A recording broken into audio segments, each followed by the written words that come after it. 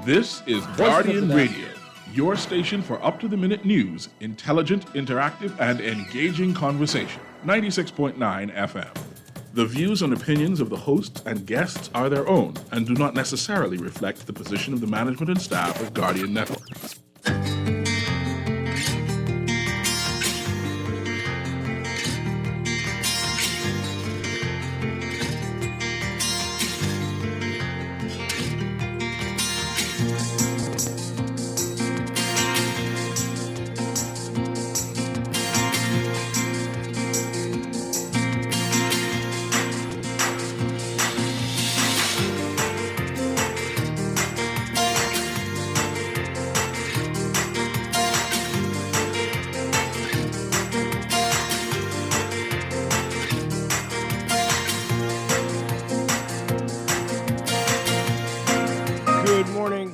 Sam Bankman-Fried defending the company's FTX's real estate spree in the Bahamas, says the Bahamas properties were for top Silicon Valley employees as liquidators seeking access to FTX servers' records.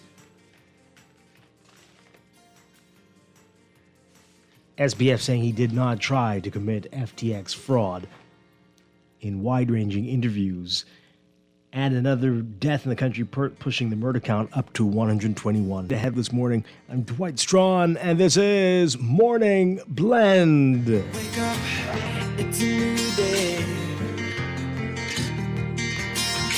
Wake up, it's a new day.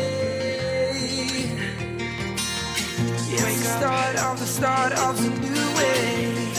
You know that it's here. It's the start of the end of the old way. Wake up, it's a new day. Wake up, it's a new day.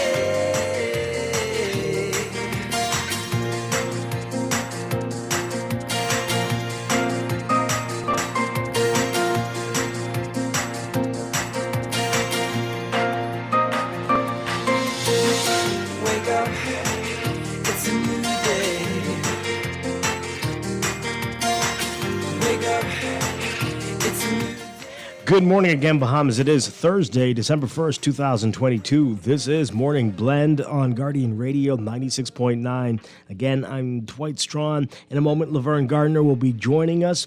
Also this morning, today, December 1st, is World AIDS Day. We'll be talking about HIV and AIDS and Bahamas. And later in Morning Blend Business, we'll get a preview of the RBC Holiday Loan Program.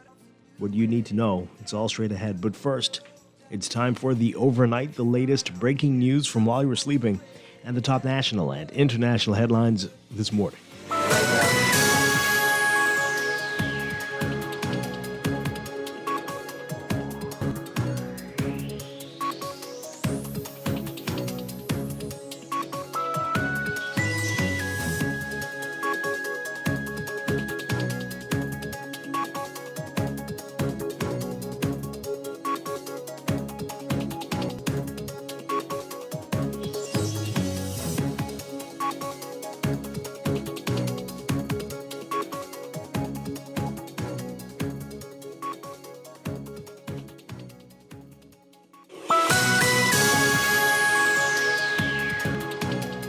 In the overnight, FTX has reported $300 million investment in Bahamian real estate was the company's bid to attract top talent from Silicon Valley to the Bahamas. That's according to former FTX CEO Sam Bankman-Fried. Bankman-Fried, who lost his multi-billion-dollar fortune last month after his company was put into liquidation and later filed for bankruptcy in the U.S., giving a wide-ranging interview with the New York Times Deal Book Summit with Andrew Ross Sorkin. Sorkin asked Bankman-Fried, known as SBF, about properties purchased in the Bahamas by FTX and his parents. FTX established its headquarters in the Bahamas last September, purchased over $300 million in property in the Bahamas. Bankman-Fried saying in the interview over video, quote, "I don't know the details about the house from my parents, but I know that it was not intended to be their long-term property. I know it was intended to be the company's property. I don't know how that was papered in. I think that was where it was and will end up." During the first day hearing for FTX's Chapter 11 bankruptcy case in Delaware last week, James Bromley, co-counsel for the debtors, saying that one of the U.S. debtors has purchased almost $300 million worth of real estate in the Bahamas, and that based on preliminary investigations, most of those real estate purchases relate to homes and vacation properties that were used by seniors of the company. The Nassau Guardian was able to track $130 million of those purchases. A search of records at the Office of the Registrar General showed that FTX, Bankman-Fried, and other company associates spent more than $130 million on real estate in the Bahamas since 2020. More than $80 million was spent on 18 properties in the luxurious Albany community in western New Providence. All of the conveyances seen by the Nassau Guardian for FTX property holdings were carried out by Clement Maynard and Company. Meanwhile, joint provisional liquidators revealing in a statement that the uncertainties remain over the outcome of the bankruptcy proceedings involving FTX Digital Markets as they continue trying to gain access to cloud-based servers, books, and records, and contend with FTX's U.S. new chief executive officer directing the company's Chapter 11 bankruptcy. Liquidators added in a statement that they have retained all FDM employees who have not resigned or stated their intention to resign. In other news, the body of a Grand Bahama man believed to be in his early 30s, found through a track road with gunshots to his upper body, has happened yesterday. The incident reportedly happening on Hearns Lane shortly before 11 p.m. on Tuesday. Body was found yesterday, though. Police are asking the public for information about this. The country's murder count now stands at 121. And the grandmother of 9-year-old Kevin Lowe Jr., who was a student of Albury Sale Primary School, wants justice for her grandson. Justina Curry's grandson died in the hospital on Tuesday night, hours after he was involved in a horrific traffic accident. Police say a flatbed truck was towing a trailer west along Kwaku Street when Kevin and the truck collided. The child was pronounced dead after being taken to the hospital by a private vehicle. However, his family says the police did not report the story properly and that the man driving the truck left the scene. Works and Utilities Minister Alfred Sayre says the government is expanding its survey of shanty towns after it determines the next steps, including possible deportation of some residents to address the long-standing issue of irregular communities in the country.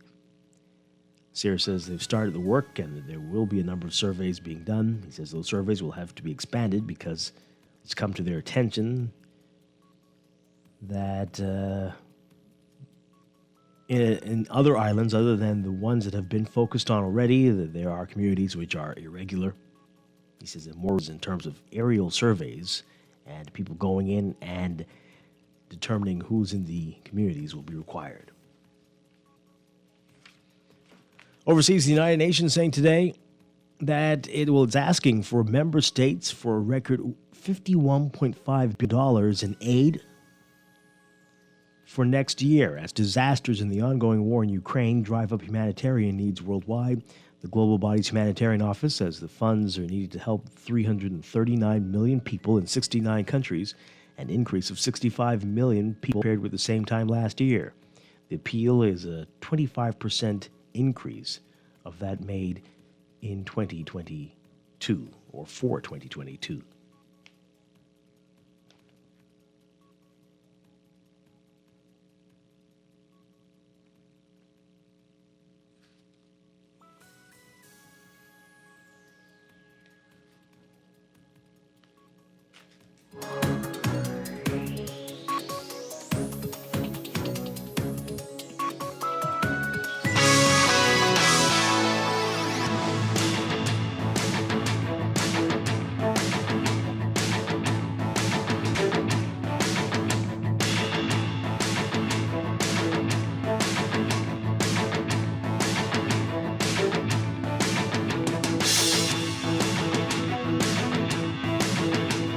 In sports, they're coming back. The World Relay set to return to the Bahamas for 2024. Just last year, President of the World Athletics, Lord Sebastian Coe, said he's open to the World Relays returning to the Bahamas. And as of yesterday, a major step made that direction now, as it was determined that the global event should return to these shores. During a press conference via Zoom on the conclusion of the 229th World Athletics Council in Rome, Lord Coe saying that the recommendation of the bid evaluation panel to return the World Relay Games has been approved for 2024. The Bahamas hosted the first 3 editions of the event in 2014, 2015, and again in 2017 at the Thomas A. Robinson National Stadium. After the government of the Bahamas decided to withdraw its host status in 2019, the event moved to Yokohama in Japan, with the 2021 World Relays held in Poland. You can read more about this in today's Guardian Sports section. And from college football, Rose Bowl game organizers clearing the way for college football playoffs to expand to 12 teams starting in the 2024 season, informing the CFP, College Football Playoff officials, that they are willing to alter agreements to accommodate a new format to decide the national champion. A person with knowledge of the discussions between game organizers and CFP telling the Associated Press the Rose Bowl is prepared to be flexible and wants to continue to be part of the playoff beyond 2025.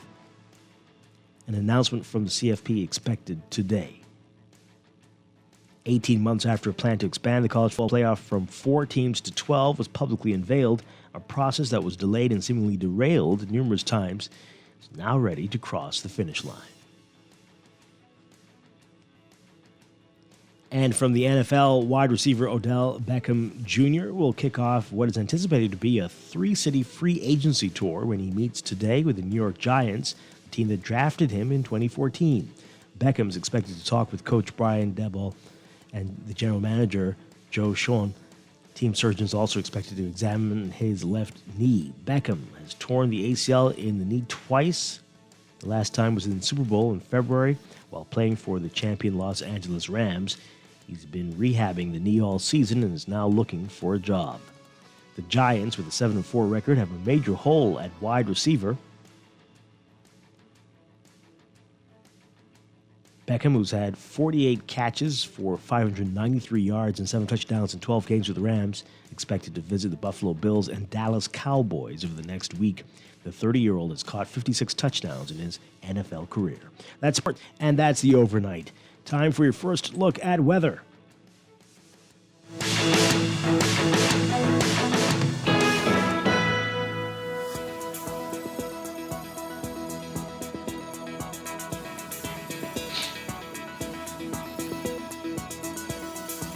Your first look at weather brought to you by the Chick-Charney Challenge this Saturday.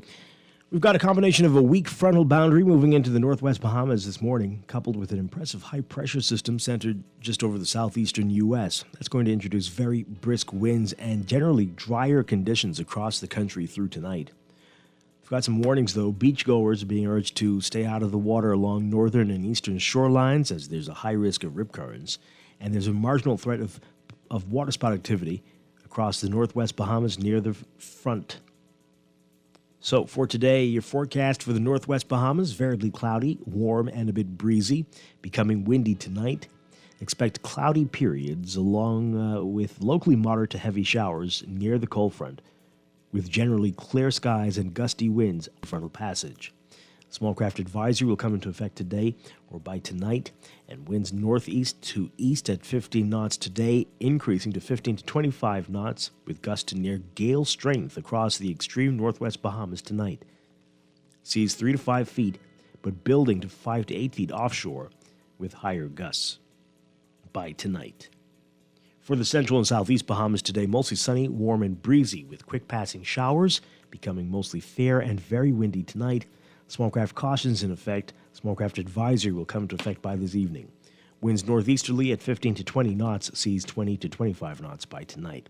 Seas 4 to 7 feet, building to 6 to 9 feet tonight.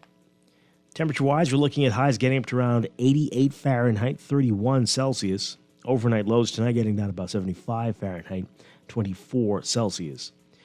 Currently in Nassau, it is about 74 degrees under partly cloudy skies.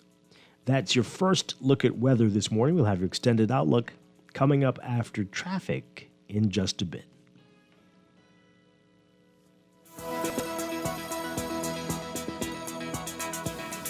Morning Blend Weather Check brought to you by the Chick-Charney Challenge. The country's premier obstacle course run is back this December 3rd at Clifton Heritage Park.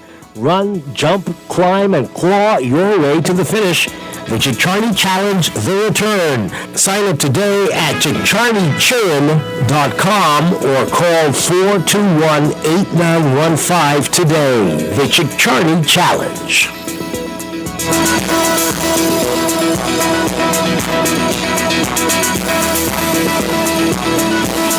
Well, listen to Morning Blend. When we come back, we're discussing the day's top stories right here on your home for fresh news and smart talk all day. Guardian Radio 96.9.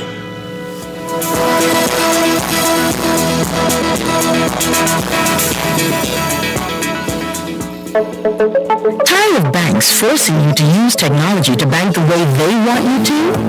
Your convenience is important. So no matter what your banking needs, Commonwealth Bank's friends are always available in branch for that personal one-on-one service. But when you choose technology, our online and mobile banking app offers you state-of-the-art functionality. The choice is yours. Commonwealth Bank. Bank the way you want.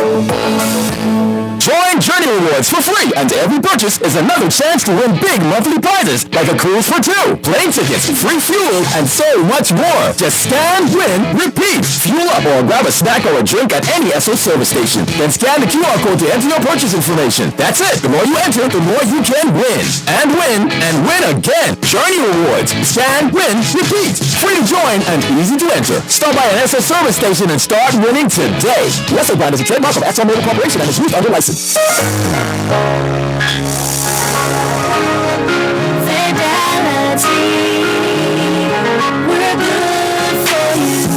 used to think of the bank as my personal ATM machine. If I wanted a new car, new furniture, a weekend trip to Miami, no problem. Just max out the credit card or top up my loan. I was a baller until I realized that 75% of my salary was going to pay back all those loans. Fidelity's personal financial coaching was the best solution. Fidelity gave me a plan with a debt consolidation loan that has a built-in savings that pays 5% interest. I now only have one low monthly payment plus money in my pocket. Give Fidelity Bank a call at 356-7764 in Nassau or 352-6676 in Freeport. Visit any of Fidelity's locations or visit our website at fidelitygroup.com.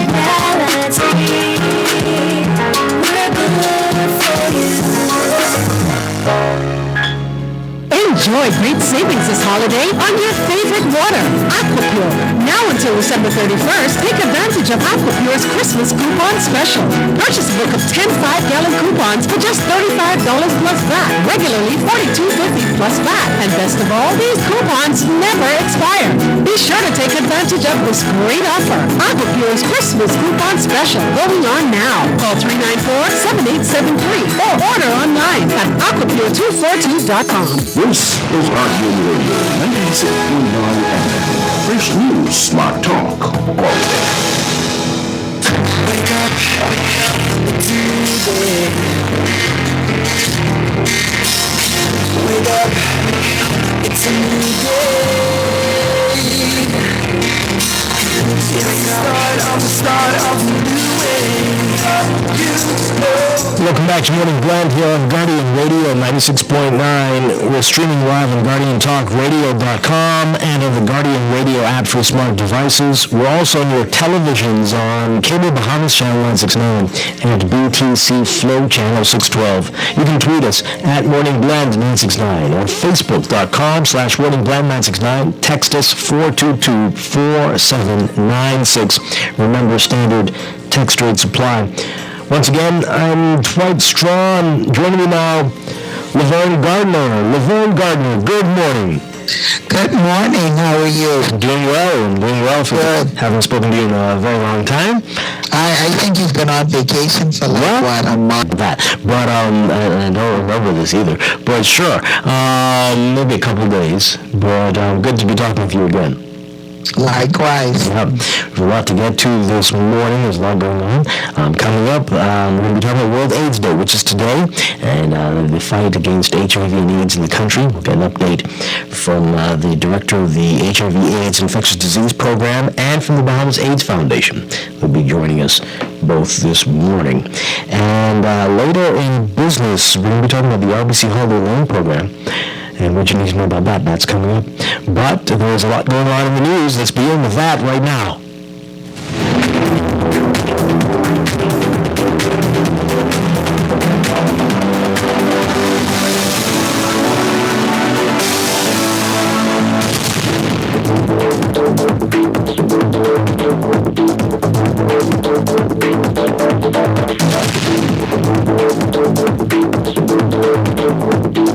And in the news, the headlines in all the papers, FTX, SBF, Sam Bankman-Fried is speaking. He's speaking now to the media, American media. And he told you a little bit about the interview he did with a YouTube star yesterday. And now he's speaking to the Times, New York Times, and to ABC News. And I will get to that in a bit. Before we do that, though, just a reminder, the hurricane season officially ended yesterday, and it was an interesting season, but it is over. We had 14 named storms, 18 hurricanes, and 2 major, and those would be Fiona and Ian.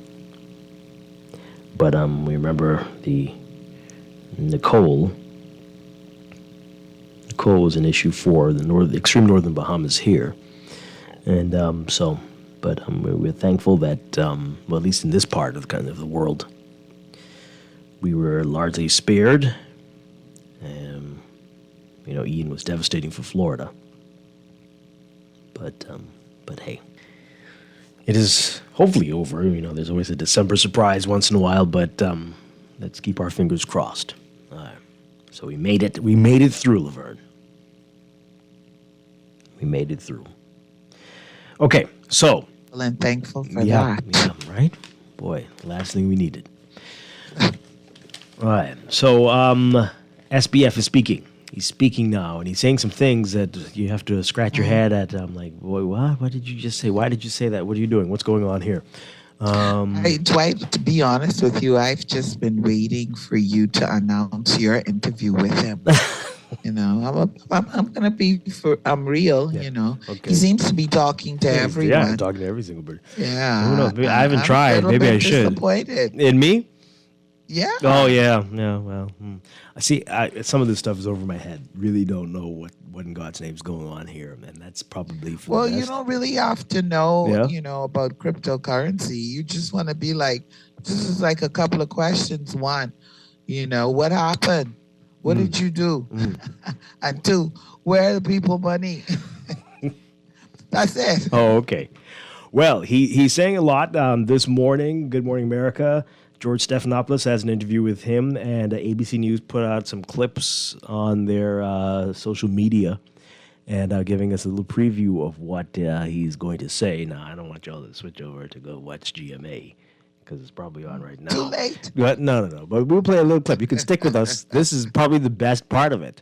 George Stephanopoulos asking him, what in God's name happened, as you said, Laverne? These are the questions, right? Why? What's going on here?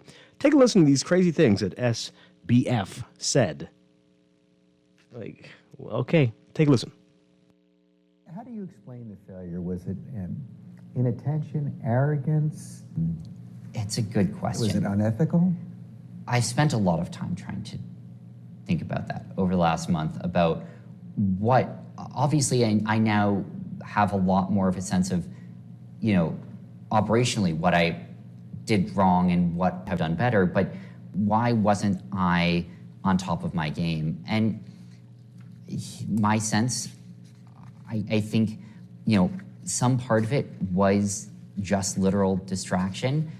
I really should have spent some time each day taking a step back and saying, what are the most important things here, right? And how do I have oversight of those and make sure that I'm not losing track of those? And frankly, I did a pretty incomplete job at that. I paid a lot of attention to volume profiles on the exchange, to which, where was volume coming from? Because that's where revenue came from. That's what sort of grew or shrunk the business. I spent a lot less time looking at assets and looking at balances and positions, because that's not where revenue came from. And so I wasn't seen as a core business driver. Obviously, it was a core risk, and that was a huge mistake of mine to not think more about that. You said one of your great talents in a podcast was managing risk. That's right. And well, it's obviously wrong. I think that there's something maybe even deeper wrong there, which was I wasn't spending any time or effort trying to manage risk on FTX, and that obviously that's that was a stunning a mistake. Admission. What? That's a pretty stunning admission. Yeah, I mean, I don't know what to say. Like, what happened, and like if I had been spending an hour a day thinking about risk management on FTX, I don't think that would have happened. Like, and I think like that I don't feel good about that. Well, I don't think anybody does. Okay, Sam Bankman-Fried speaking with Good Morning America's George Stephanopoulos, and wow, can you imagine if a banker with your money in the bank or something said those things? I wasn't paying attention to the security issues and the risk and what people were doing. No, he wasn't paying attention to the risk. He's saying that the only thing he was paying attention to was the amount of money that was coming in. That's it. But more money was coming in, and that's what he was paying attention to, and everything he figured would just take care of itself, or he didn't care because money was coming in, and that was his focus.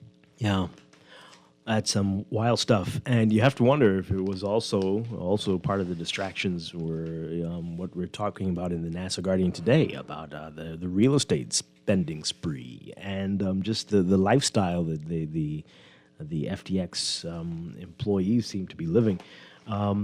It was that part of it that I think about. I think, and I could be totally wrong, but hey, so was FBF. So let's be wrong together.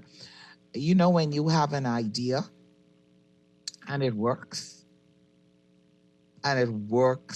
like it blows your mind. You had no idea that it would work and be so successful, and it is. Mm-hmm. And you really didn't have any kind of proper checks and balances. Mm-hmm. Yep. And so you just getting excited because oh my gosh, working people are buying into this. Well, you know what? Okay, so and then that's it. The first time I heard it, I'm like, whoa, that's crazy. But then I heard it again, and I'm like, well, maybe that's fine that you would be focused on what you say you were focused on. But there should have been other people there to do that. Right? The bean counters, the people who were like, oh, no, we can't do this. Oh, no, right? Those people who are there for the checks and balances to hold you in line. Did they not have that? Was he surrounded only by yes men and women? It doesn't appear so because in one of his 650 million interviews, he was saying that perhaps he should have hired. Oh. This is what he said, a CFO. Or, he didn't use the word CFO, but based on what he was saying, it would be a CFO, right?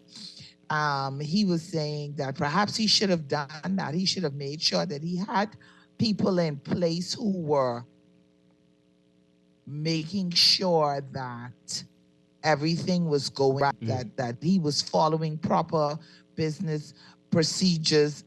And it just seems as if he was not. He may have hired people, but he didn't really hire people. It seems to focus on that. Yeah.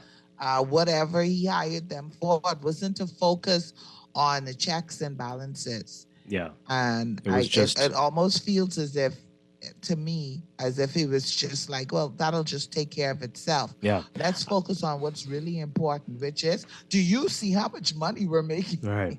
It sounds like they surrounded themselves with a bunch of crypto whiz kids, but anybody in the traditional financial sector might have been shunned. Right? That's what it's sounding like. Dwight, he never thought he and his partners, like, this took off, and that's how I feel. And it's like, OMG, we're really doing this. Right. Are we really doing this? This is happening. Okay. And you just go crazy, and you don't do the things that you need to do. Yeah. Wow. All right, so let's get your reaction to that, and then we'll get into what else is coming out today. 323-6232, 325-4316, 325-4259. Tweet us, Facebook us, text us, 422-4796. Okay, so so that's happening, and we're learning more about what a lot of the money, all that money that was coming in, what they were using it for. Our Travis Everything. Cartwright, except for a CFO or somebody to watch to figure out what to do with all the except money. for what they needed to use it for. Oh boy. All right. So our Travis Carter account writing about that in today's National Guardian. FTX has reported $300 million investment in Bahamian real estate was the company's bid to attract top talent from Silicon Valley to the Bahamas. That's according to SBF. He was speaking with the New York Times' Deal Book Summit with Andrew Ross Sorkin. SBF, as you know, lost his multi-billion-dollar fortune last month after his company was put into liquidation and later filed. Sorkin asked Bankman-Fried, also known as SBF, about properties purchased in the Bahamas by his parents. And this was also an interesting response here. SBF said, I quote, "I don't know the details about the house for my parents, but I know that it was not intended to be their long-term property. I know it was intended to be the company's property. I don't know how that was papered in. I think that was where it was and will end up." What does that mean? I think they may have stayed there while working with the company sometime over the last year. His parents? When you look at the rest of it, there were a lot of property purchases in the Bahamas. The reason for that is we had basically 100 top Silicon Valley employees come down here to work for FTX, and we were trying to incentivize that to make sure they had an easy way to find a comfortable life so that they would be willing to move and help build out the product. So those 100 people put together here did end up buying a substantial. I feel bad about how those investments may turn out for them. Oh, my goodness. Well.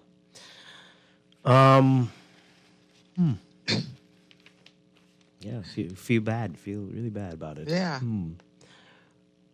So, a search of records at the Office of the Registrar General by the National Guardian showed that FTX, Bankman-Fried, and other company associates spent more than $130 million on real estate in the Bahamas since 2020. More than $80 million was spent on 18 properties in the luxurious Albany community in western New Providence. All of the conveyances seen by the National Guardian for FTX property holdings were carried out by Clement Maynard & Co., the law firm. Sorkin also asked Bankman-Fried, quote, "The Bahamian authorities have now admitted that they ordered the transfer of certain FTX assets to wallets under their control after the U.S. bankruptcy was filed. Did you help them with that? Did you discuss that with them?" Bankman-Fried saying, quote, "I can't discuss specifics. I will note that prior to Chapter 11 being filed, the Bahamian authorities had placed FTX, the Bahamian entity, which is the primary operating entity for FTX International, under supervision of a JPL, a Joint Provisional Liquidator system in the Bahamas, with oversight of the Securities Commission of the Bahamas, and were, to my knowledge, taking actions to protect FDM's clients and customers there. As you may recall, on November 10th, the SCB froze FDM's assets and applied to the Supreme Court to have the company put into liquidation. Bankman-Fried, who said he is down to one working credit card now and about $100,000 in his bank account, said he's still in the Bahamas. Asked if he feels he can't leave the country, Bankman-Fried said, "No, I'm in the Bahamas, and I've been in the Bahamas for the last year. I've been running FTX from the Bahamas. I've been running FDM, our primary operating entity down here, with Bahamian regulators and others in contact. Right now, I'm looking to be helpful with any of the global entities that would want my help." FTX, which has over 20 countries, collapsed following a run on the bank last month. Okay. Bankman-Fried says that he did not knowingly commingle funds between FTX and Alameda Research, a hedge fund owned by Bankman-Fried. Officials said the impact of Binance CEO Xiaopeng Zhao, known as CZ, his announcement when he was going to buy the company and then decided not to. His announcement was swift, and more than $5 billion of withdrawal requests were made to FTX. FTX was unable to process the request because it did not have the money. Officials have said in court documents that there is evidence of fraud and mismanagement at FTX. FTX is over 100 companies, again, in 20 countries. It lost between $10 billion and $50 billion, according to the court documents. Well, definitely sounds like mismanagement, and he sounds like he's admitting to it. That definitely sounds like that to us. And how old is that? When you say mismanagement, like that's not a strong for what has happened here. Wow. Yeah, mismanagement. It sounds like, okay, he mismanaged what? Yeah. What word would you prefer? Just complete fraud? Yeah. Okay. Well, let's hear what you have to say, folks. Again, call in 323-6232, 325-4316, 325-4259. Tweet us, Facebook us, text us, 422-4796. Good morning, caller. You're on the air. Hi, good morning, Dwight. Can you hear me? Yes, we can. Hi, welcome back. Hope you enjoyed your vacation. Morning, Pamela. Laverne. It's Laverne. Laverne, sorry, excuse me. Morning. What if he just didn't know, really? Like, this is a kid. You know, is he a kid? I mean, Dwight, come on. He had a vast empire. You could tell this guy, he's not all there when it comes to business and inner workings of things. And people took advantage of him. He had a bunch of people around him spending lavishly. We all would do the same thing. Oh, I don't know about that. Dwight, this society always falls on the savior. They follow the savior. They say, oh, this guy's come. Look at Steve Jobs. Look at Bill Gates. Look at Jeff Bezos. But the minute something happened, all along, what happened? These guys are human. This guy was a young man. He invented some type of algorithm to make $1 billion. People gave him money in hopes that they would get more money out of it, and he surrounded himself with the wrong people. All the blame doesn't lie on this guy. He's a young man. He's only 30 years old. I'm sure he's going to come and bounce back up this, make another $1 billion, but we have the story totally at the wrong angle. We have to look at the team around him, and we have to look at how to do things better so it doesn't happen again. Thanks. Well, before you go, so what do you think should happen here? Like, oh, well, you're just a young guy, so too bad. You lost all these people's money. And learn better for next time. Go about your business. Well, I think most of the whales were seasoned investors. These guys, Kevin O'Leary, Bill Clinton. I wouldn't talk about the sports stars because they just jump on the bandwagon. But both Sequoia Capital, even Blackwater Management, these are billion-dollar hedge funds. They did their checks and balances. So they had to believe in something that he was pitching them. Because I went through the whole cycle of thought as well. I say, how could these seasoned veteran investors give this guy all this money? They had to see something in him that we obviously don't know because we're not investors, that made sense. But he had the wrong people around him. I think they should give him another chance, man. You guys are too hard. I'm a young man. If I mess up, I would hope that the society would look at me and give me another chance. Billions and billions of mess-ups? Okay, I mean, it's a little bit... I mean, people were assuming this was a real company and that they had everything in place that a financial institution would have in place. They didn't know that they'd all just like him. I think that's what the problem is here. That's what it was. Yes, exactly. Yeah. Thank you, Dwight. Oh, boy. So I guess now you've got to really... You know what, Dwight? To a certain extent, I can see and, accept the statements the caller was saying just now. But also in one of the 650 million interviews that he did earlier on, I think Chester was talking about, I think it was Vox.com. Basically, the person that interviewed him asked him about, essentially, and I'm paraphrasing here, about advisors. Well, didn't you have anyone who pointed out certain things to you to say, this is a misstep, you got to correct this or whatever. And he kind of said, well, yeah, there were things pointed out, but you basically weren't listening. Oh boy, yeah, I wouldn't be surprised if that is. Yeah, because you think you know everything, right? And like to a certain extent, right? Look, I come to work in shoe or wearing a suit. Why should I listen to you? You old people are the ones who. Yeah, I can imagine. I can imagine how the reaction was. What you don't know is what you don't know, right?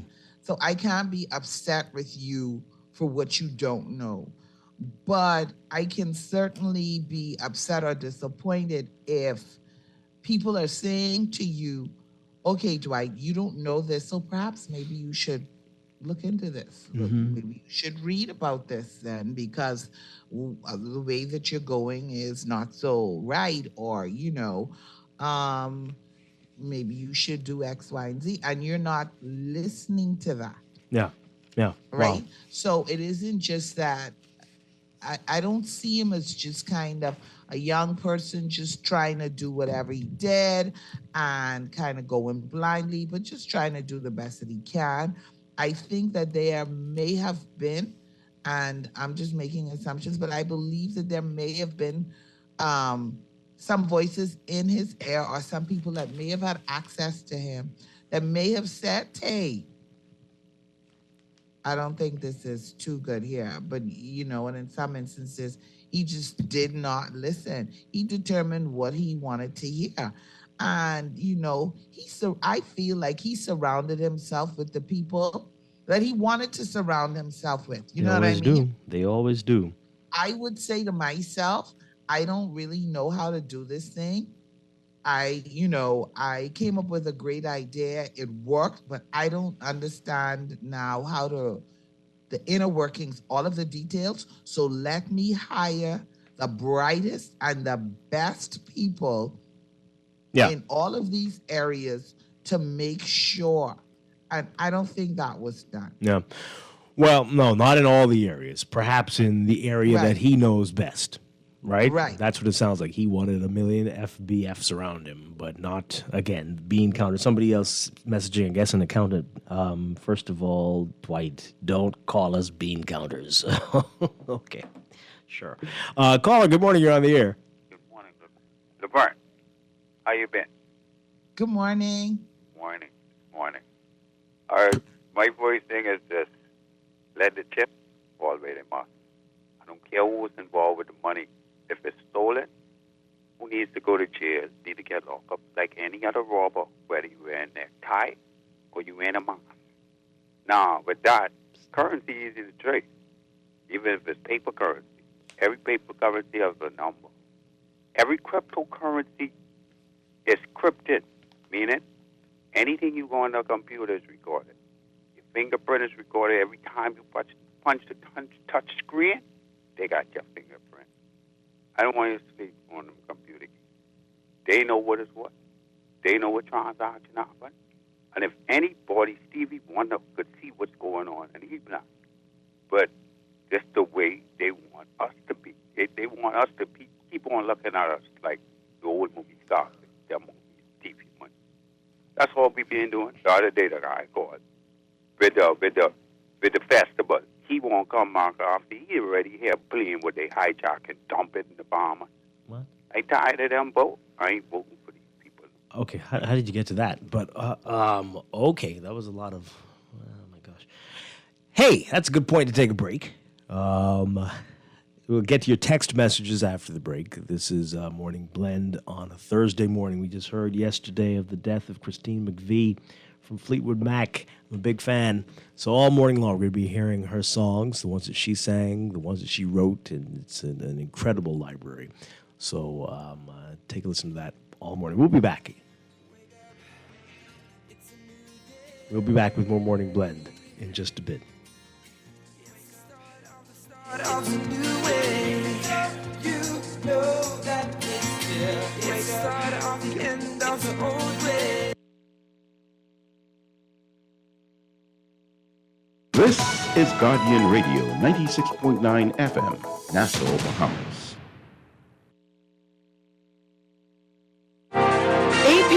I'm Jackie Quinn. Rough weather in the forecast for the Pacific Northwest and in upstate New York. Lake effect snow could bring up to 9 inches of accumulation. In the south, it was twisters. Widespread damage reported in Montgomery, Alabama. This woman's home was battered. Get in the closet, and we just stay, and we can hear things falling and everything. And we just pray, God, please take care of us, please. And he did.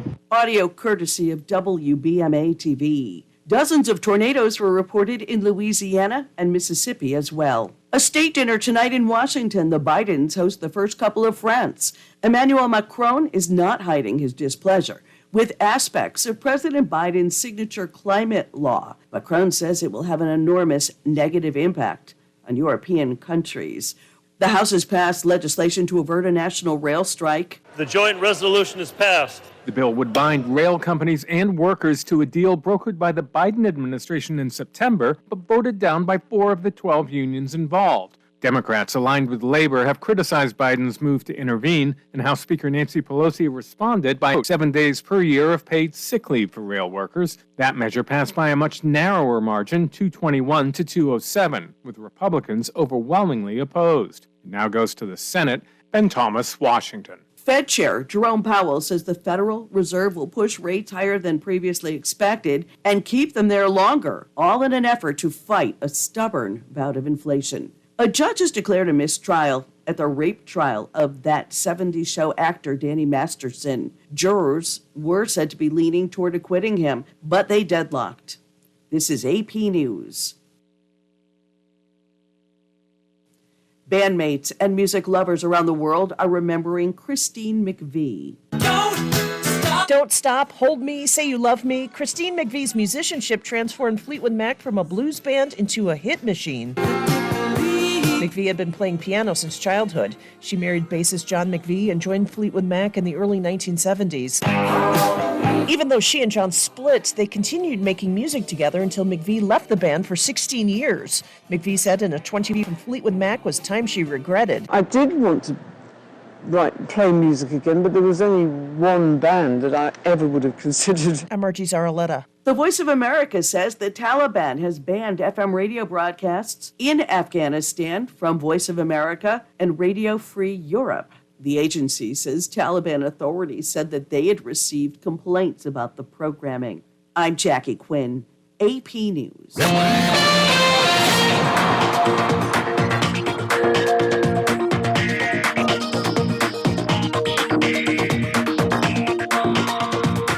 Time for your first look at traffic for this morning, brought to you by RBC. Make this Christmas whatever you want it to be with an RBC personal loan.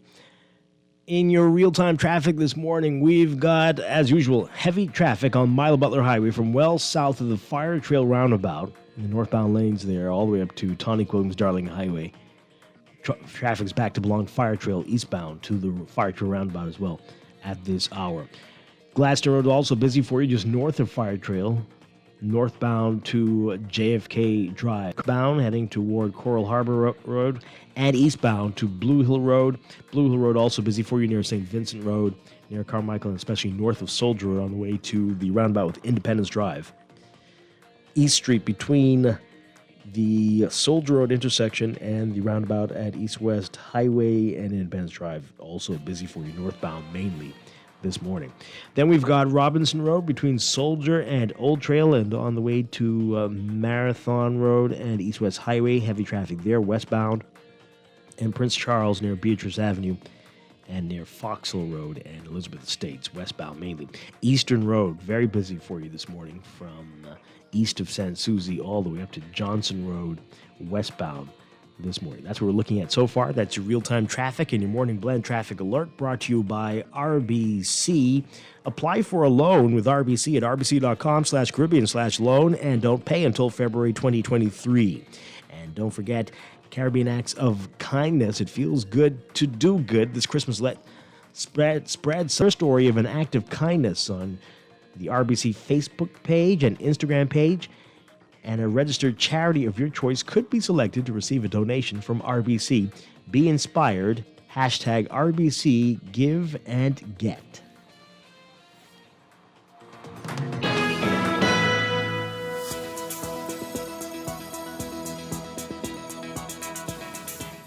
And time for another check of your weather for today, brought to you by Sherwin-Williams. Here's what's happening. We've got a lot going on. We've got the combination of a weak frontal boundary moving into the northwest Bahamas this morning, coupled with an impressive high-pressure system centered just over the southeastern United States. That's going to introduce very brisk winds and generally drier conditions once the front moves through across the Bahamas through tonight. Beachgoers are being advised to stay out of the water, though, along northern and eastern shorelines due to the high risk of rip currents. And there's also a marginal threat of waterspout activity in the northwest Bahamas near the frontal boundary. For today, for the northwest Bahamas, variably cloudy, warm, and a bit breezy, becoming windy tonight. Expect cloudy periods along with locally moderate to heavy share cold front as it moves through, with generally clearer skies and gusty winds after the frontal passage. Small craft advisory will come into effect by tonight. For the central and southeast Bahamas, mostly sunny, warm, and breezy with quick passing showers, becoming mostly fair and very breezy tonight. Small craft caution in effect. Small craft advisory will come into effect by this evening. Temperatures getting up to around 88 Fahrenheit, 31 Celsius. Overnight lows tonight getting down to 75 Fahrenheit, 24 Celsius. In your extended outlook, a tight pressure gradient will generate a continuous swath of strong breezes and hazardous marine conditions as the cold front slowly moves and stalls over the Bahamas heading into the weekend. So for Friday, tomorrow, variably cloudy, warm, and windy with widely scattered showers near the front. Saturday, mostly sunny, warm, and very breezy with light, quick-passing showers in the northwest Bahamas. Variably cloudy, warm, and windy with scattered showers across the central and southeast Bahamas. Again, the hurricane season came to an end yesterday. That is your morning blend weather check, brought to you by Sherwin-Williams.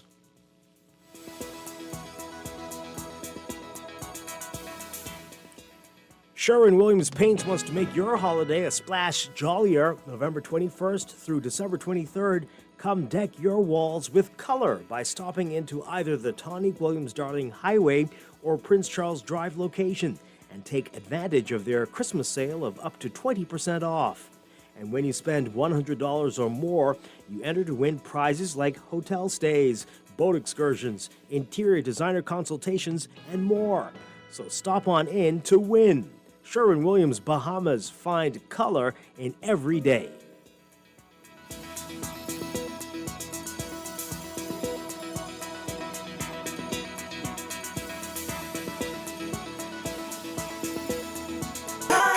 Of the year to RBC. Get a loan to buy whatever.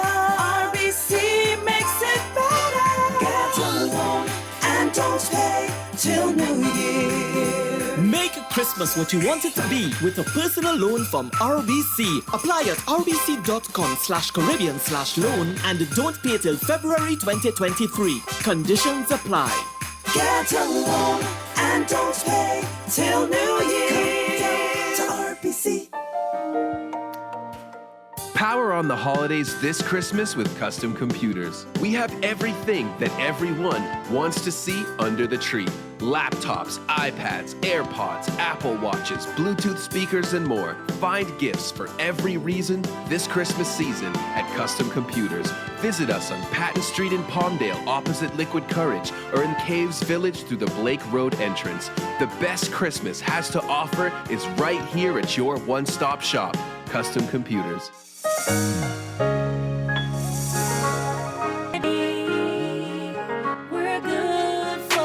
We know how important collecting your money can be to the success of your business. Start your relationship with Fidelity today so that we can show you the many options available to you with our merchant services. From click and pay options online to merchant terminals and e-commerce options. We're here to help your business succeed. For more details, speak to one of our business development officers at 356-7764 in Nassau or 352-6676 in Freeport. Visit our website at fidelitygroup.com or visit any of our branches.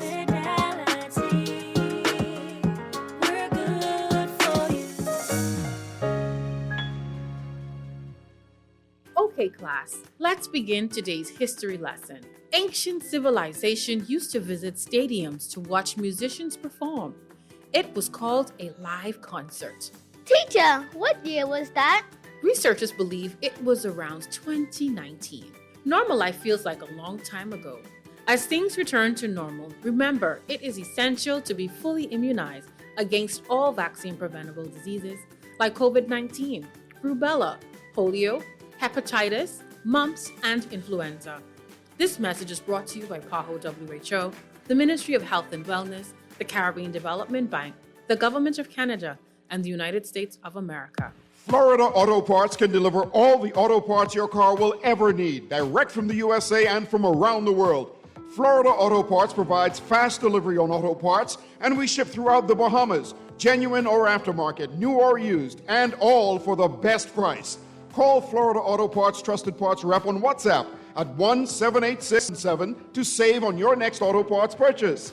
Florida Auto Parts, the right parts at the right price. Man, Christmas right around the corner, but they still got long gifts to buy. But BTC got the best postpaid deals from $44.99. He's thinking about signing up for a postpaid plan too, you. It's easy. You get unlimited WhatsApp and Facebook for free, and it don't come from the data in your package. I signed up for a $64.99 plan, and they give me a free phone. That promotion going on right now. This Christmas, get great handset offers and unlimited WhatsApp and Facebook for free when you sign up for any postpaid plan. Link up today. Link up!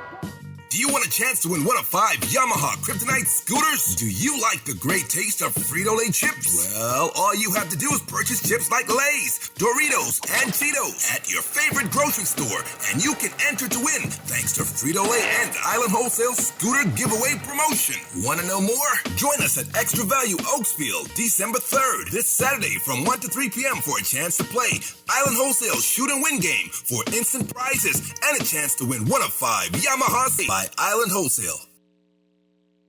This is Guardian Radio 96.9 FM. Fresh news, smart talk, all day. Can you hear me calling out your name? You know that I'm falling and I don't know what to say. I speak a little louder, I'll even shout. You know that I'm proud and I can't get the words out.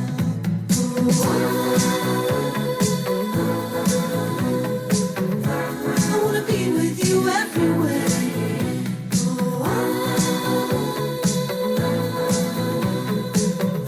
I wanna be with you everywhere.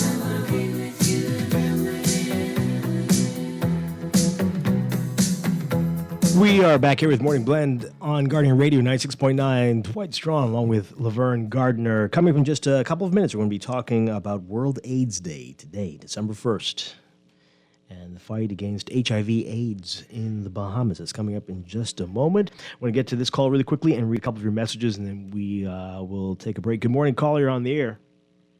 Hello. Hi. Yes, good morning, and thank you for taking my call.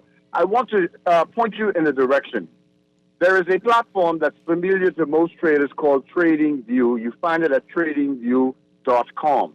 Tradingview.com. I want you to find this date and time. November 25th, 2011. Locate that date on TradingView, and you will see where a 4-hour candle took 4 hours. Liquidity. It dumped it. A big institutional move. That's what they do. They pump and they dump and they liquidate. And that's how you make money when you're trading. Be ready for the liquidation move and move with the banks. And if I was on this platform, boy, I would have been sitting pretty. I just thought I should share that. 25th November 2011. And look for the trends for the pump and dump. Okay, Dwight? Okay. All right. Thank you very much. Laverne, you got that? Yes. Yeah, okay. Oh, very good. But no. But yes. Oh, boy. Some text messages here. This person says, shouldn't the regulators ensure that these people were in place to provide the appropriate oversight? The FTX saga is the gift that keeps giving. Is that how regulators work? Is that what they should be doing? Yeah. Is that what they do with the companies here? Do they do that with, if you are regulated? Do they come in to make sure that you have a suitable accountant or CFO or all the things? Is that how it works? Is that how it should be? Would you want that if you are in a regulated sector? Would you want your regulator, let's say it's IRCA for us, you want them to come in and say, well, we don't think you have, who's your whatever. Do they? I don't know. Okay. Maybe they should. What do you think? Wouldn't they, though, say, and again, I don't know because I don't know how this regulation thing works, but even if they don't come in and say, let me see, this person, that person, the next person, wouldn't they say, okay, these are the people that you need to have?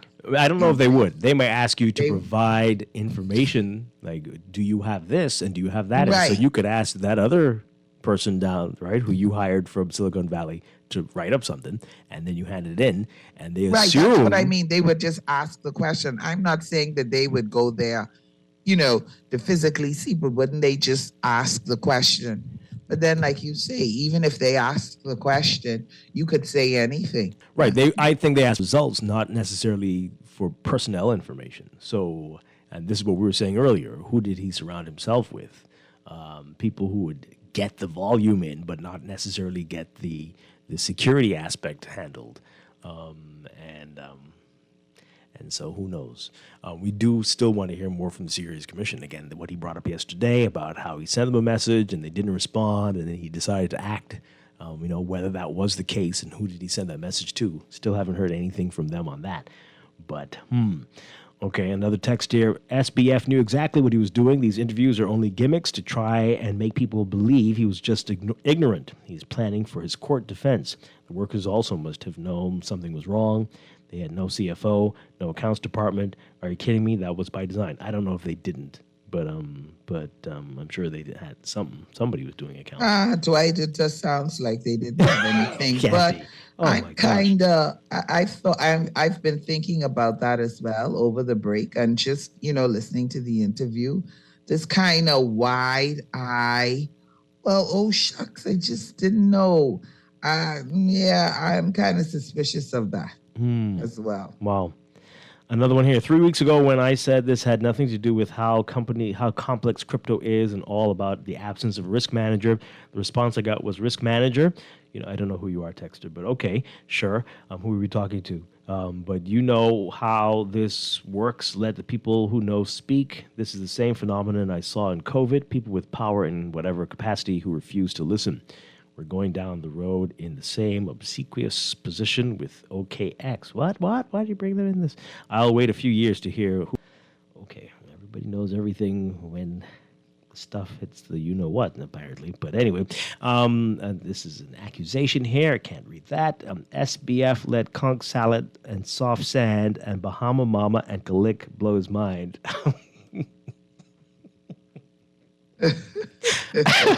And the heat, by women's bride, so you could blame the sun heat stroke baby. Maybe he lost, right? Doing a lot to other people around here. I found it, this is a text. I found it interesting how he said that maybe he spent too much energy on is this licensing supposed to be the licensing and regulating protocols for FTX in the Bahamas. Okay.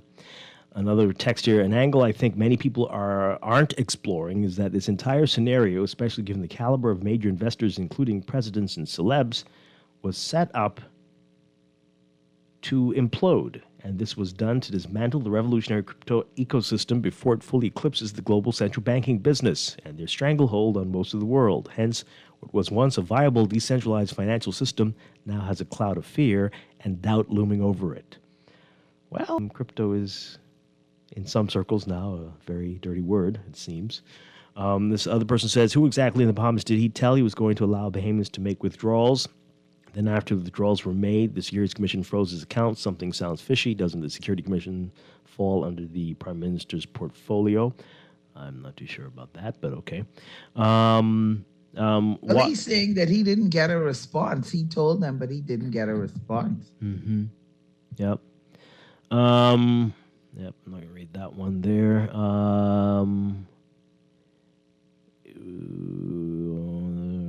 Okay, a lot of these people are like really saying some things I can't read on the air. The mere fact that he didn't dress the part and probably didn't listen to his advisors shows his arrogance.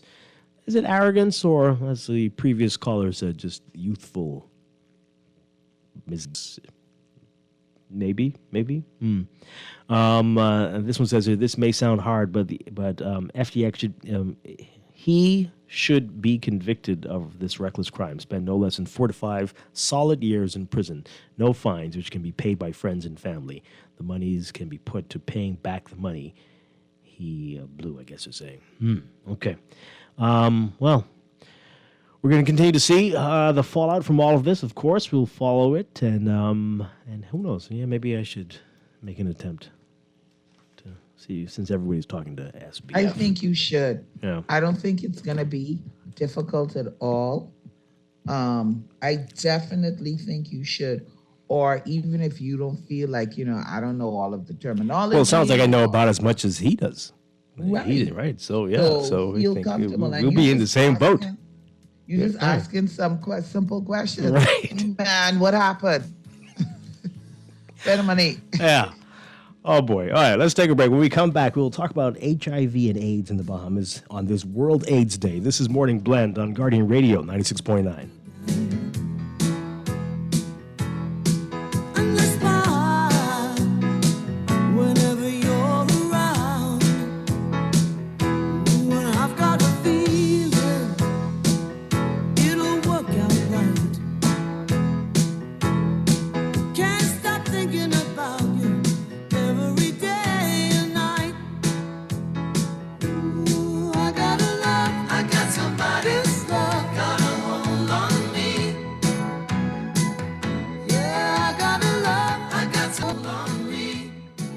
The new standard in pharmacy services is here. Welcome to the state-of-the-art Doctors Hospital Pharmacy at The Point, offering all of your personal and healthcare needs at one location, including prescription and over-the-counter medications, convenience and health and beauty aids, remote fulfillment, and same-day delivery. So whether it's a life-saving prescription or a last-minute sunscreen for a day at the beach, it has never been easier to access your medical needs downtown. To place an order, email us at prescriptions@doctorshosp.com or call us at 302-3280. Trusted and best care, now downtown. Earning zero interest on your savings at the bank? With as little as $100, you can start earning interest on your money while you're sleeping, eating, or standing in line at the bank with the CFAL Savings Express Plan. Ready to invest? Start by putting $1,000 into our mutual funds and earn interest there too. Because at CFAL, your interest is our interest. Visit CFAL.com to start now. CFAL, growing wealth for future generations of Bahamians.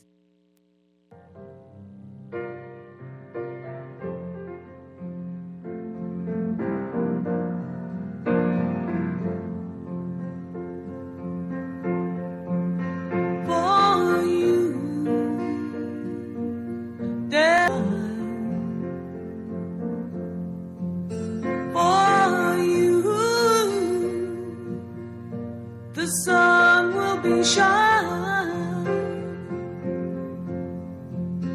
and I feel that when I'm with you, it's alright.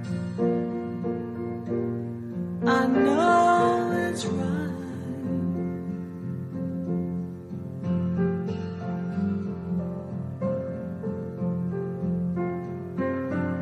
To you,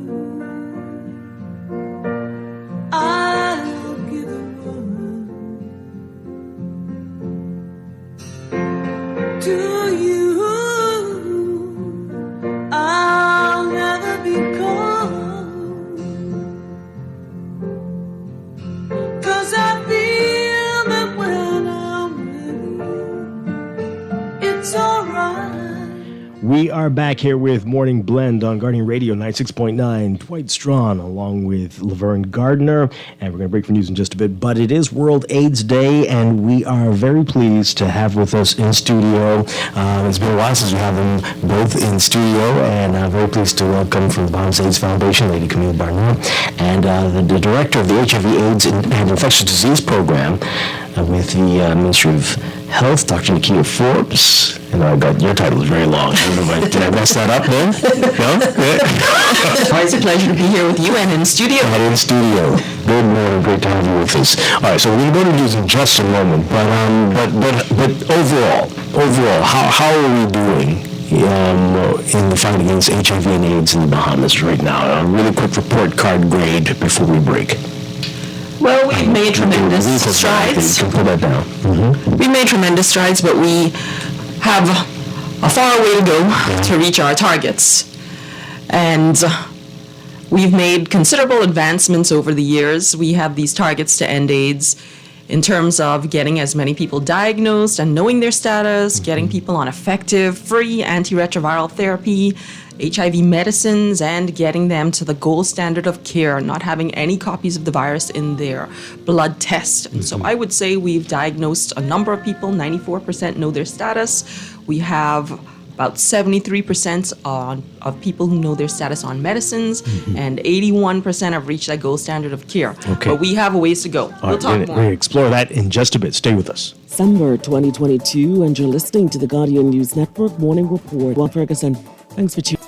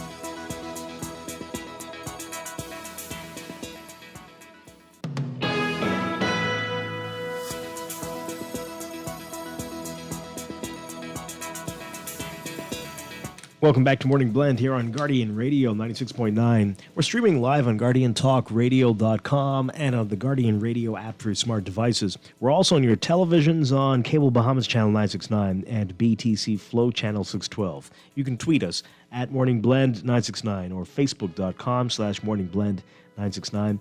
Text us 422-4796.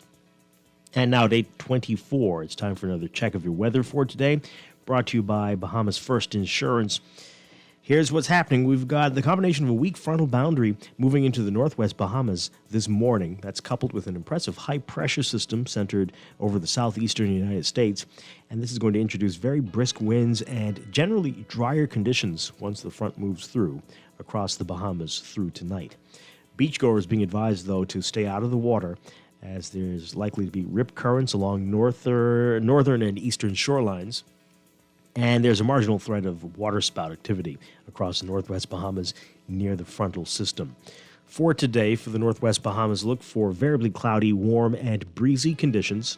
Becoming windy tonight. Expect cloudy periods along with locally moderate to heavy showers near the front, with generally clear skies and gusty winds after the front passes. For the central southeast Bahamas, mostly sunny, warm, and breezy, with quick passing showers, becoming mostly fair and very windy tonight. Temperatures today getting up to around 88 Fahrenheit, 31 Celsius. Overnight lows to get Fahrenheit, 24 Celsius. In your extended outlook, a tight pressure pattern will generate a continuous swath of strong breezes and hazardous marine conditions as the cold front slowly moves and stalls across the Bahamas heading into the weekend. So for Friday, tomorrow, variably cloudy, warm, and windy with widely scattered showers near the front. Saturday, mostly sunny, warm, and very breezy with light, quick-passing showers. In the northwest Bahamas, variably cloudy, warm, and windy with scattered showers across the central and southeastern Bahamas. That's your Morning Blend weather check, brought to you by Bahamas First Insurance, still the first and only local insurance company and agency network that lets you buy car and home insurance 100% online. Try it at bahamasfirst.com.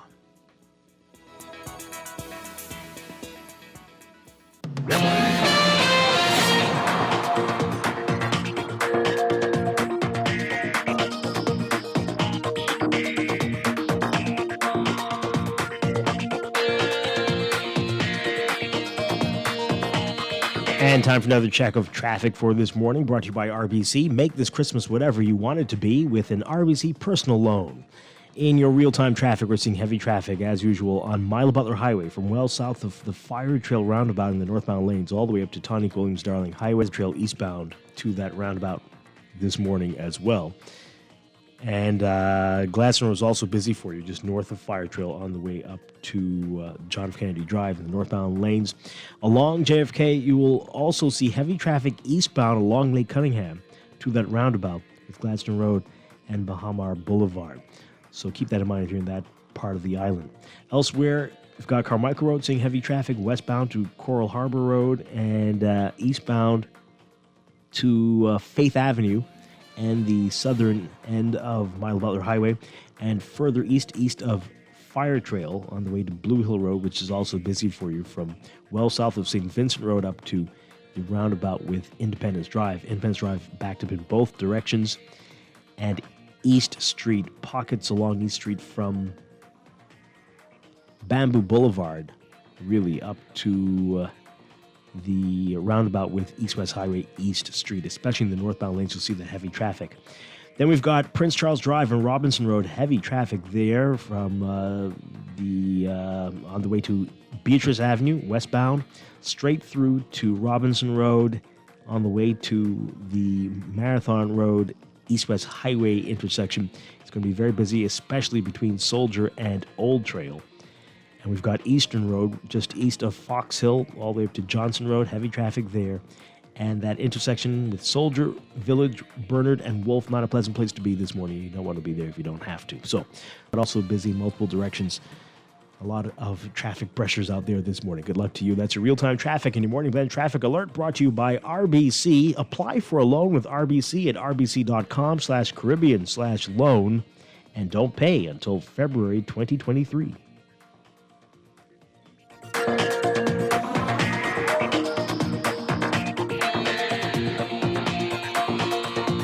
It's the most rewarding time of the year. Come to RBC, get a loan to buy whatever.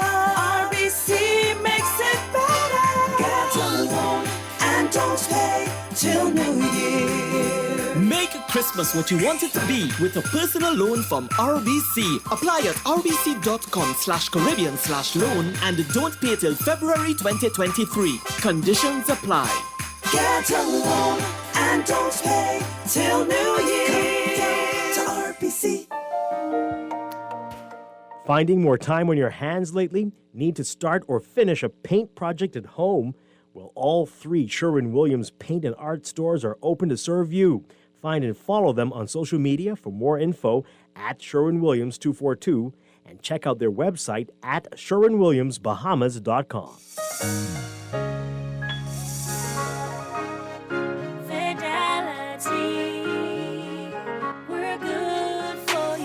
I used to think of the bank as my personal ATM machine. If I wanted a new car, new furniture, a weekend trip to Miami, no problem. Just max out the credit card or top up my loan.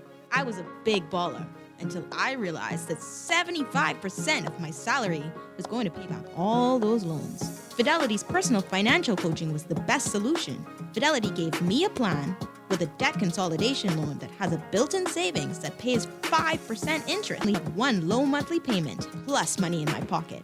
Give Fidelity Bank a call at 356-7764 in Nassau or 352-6676 in Freeport. Visit any of Fidelity's locations or visit a website at fidelitygroup.com.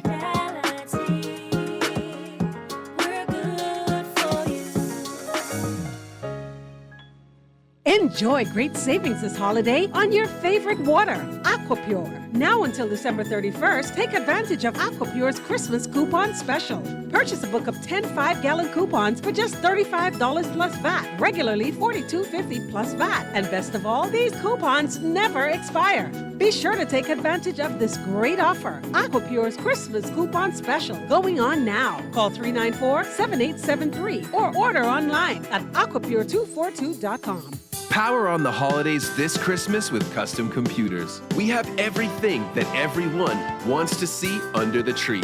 Laptops, iPads, AirPods, Apple Watches, Bluetooth speakers, and more. Find gifts for every reason this Christmas season at Custom Computers. Visit us on Patton Street in Palmdale, opposite Liquid Courage, or in Caves Village through the Blake Road entrance. The best Christmas has to offer is right here at your one-stop shop, Custom Computers. It's the season to sparkle at Colombian Emeralds International, where we have gifts for everyone. Make it an unforgettable holiday this year. Choose from our selection of gift ideas, starting as low as $99. Take advantage of holiday savings today at one of your favorite CEI locations, Bay Street, Atlantis, and Freeport, Port Lucaya. Holidays from CEI. This is Guardian Radio 96.9 FM. Fresh news, smart talk, all day.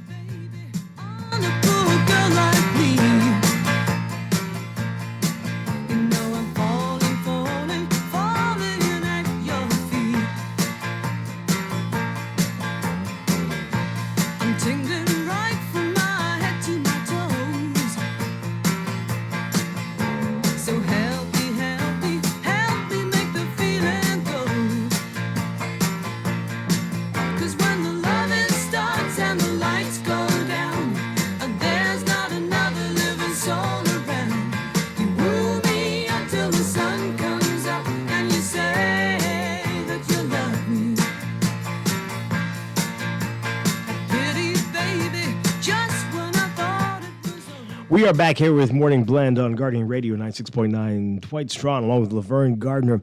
It is World AIDS Day. We are talking about HIV and AIDS in the Bahamas. We have Dr. Nakia Forbes with us and Lady Camille Barnett. And before the break, we got your assessment of how things are looking. So I know that the Minister of Health recently said that we are looking to eradicate HIV, AIDS in the Bahamas. This is right, by 2030. Is that a possibility? Is that just a few years ago? It just seemed impossible. I mean, are we there? We're looking to end AIDS by 2030. Yeah, and that's possible. As a matter of fact, the UN AIDS Caribbean focal point just said that the Bahamas is very committed to ending AIDS, and there's tremendous support for that, and that it is fully possible for us to end AIDS by 2030. Mm-hmm. So how Yes. do you do that? How? So we need to look at breaking down the barriers that prevent people feeling comfortable to get HIV testing, getting on medications, and staying on medications.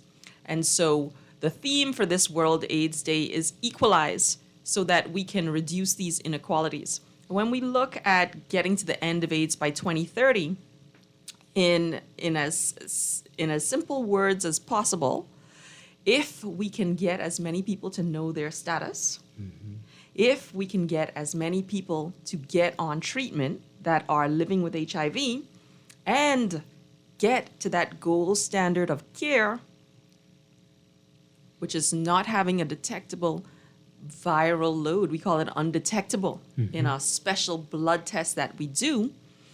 Well, what that means is if that blood test result is undetectable, HIV is not transmissible. It's untransmissible. Right. We have a campaign that's called U equals U. And so it can't be spread sexually from mother to baby. And so if we can reach those targets, then we can break the back of HIV transmission and reduce new infections. And so effective HIV treatment is also a way of having effective HIV transmission. Right. And so those targets for 2030 are 95% of people living with HIV knowing their status, 95% on treatment, 95% having an undetectable viral load. And there's another target, zero stigma and discrimination. That's very, very important. So if we can do that, we can reduce new HIV infections so much that there would be few infections. Here in the Bahamas, countries, and worldwide, Right. HIV could become very uncommon. Is that possible? Well, let's look at what happened even here in the Bahamas. In the early 1990s, that is when we had the rollout of effective combination medications for HIV. And that happens worldwide and in the Caribbean region and here in the Bahamas. In 1993, and that was when I would say the rollout of these medicines really effectively happened, we had just over 800 new HIV infections that year. And when we look at our numbers, we've been monitoring the epidemic in the Bahamas from the beginning. In the 10-year period, 2010 to 2019, we have seen a 53% decrease in new HIV infections.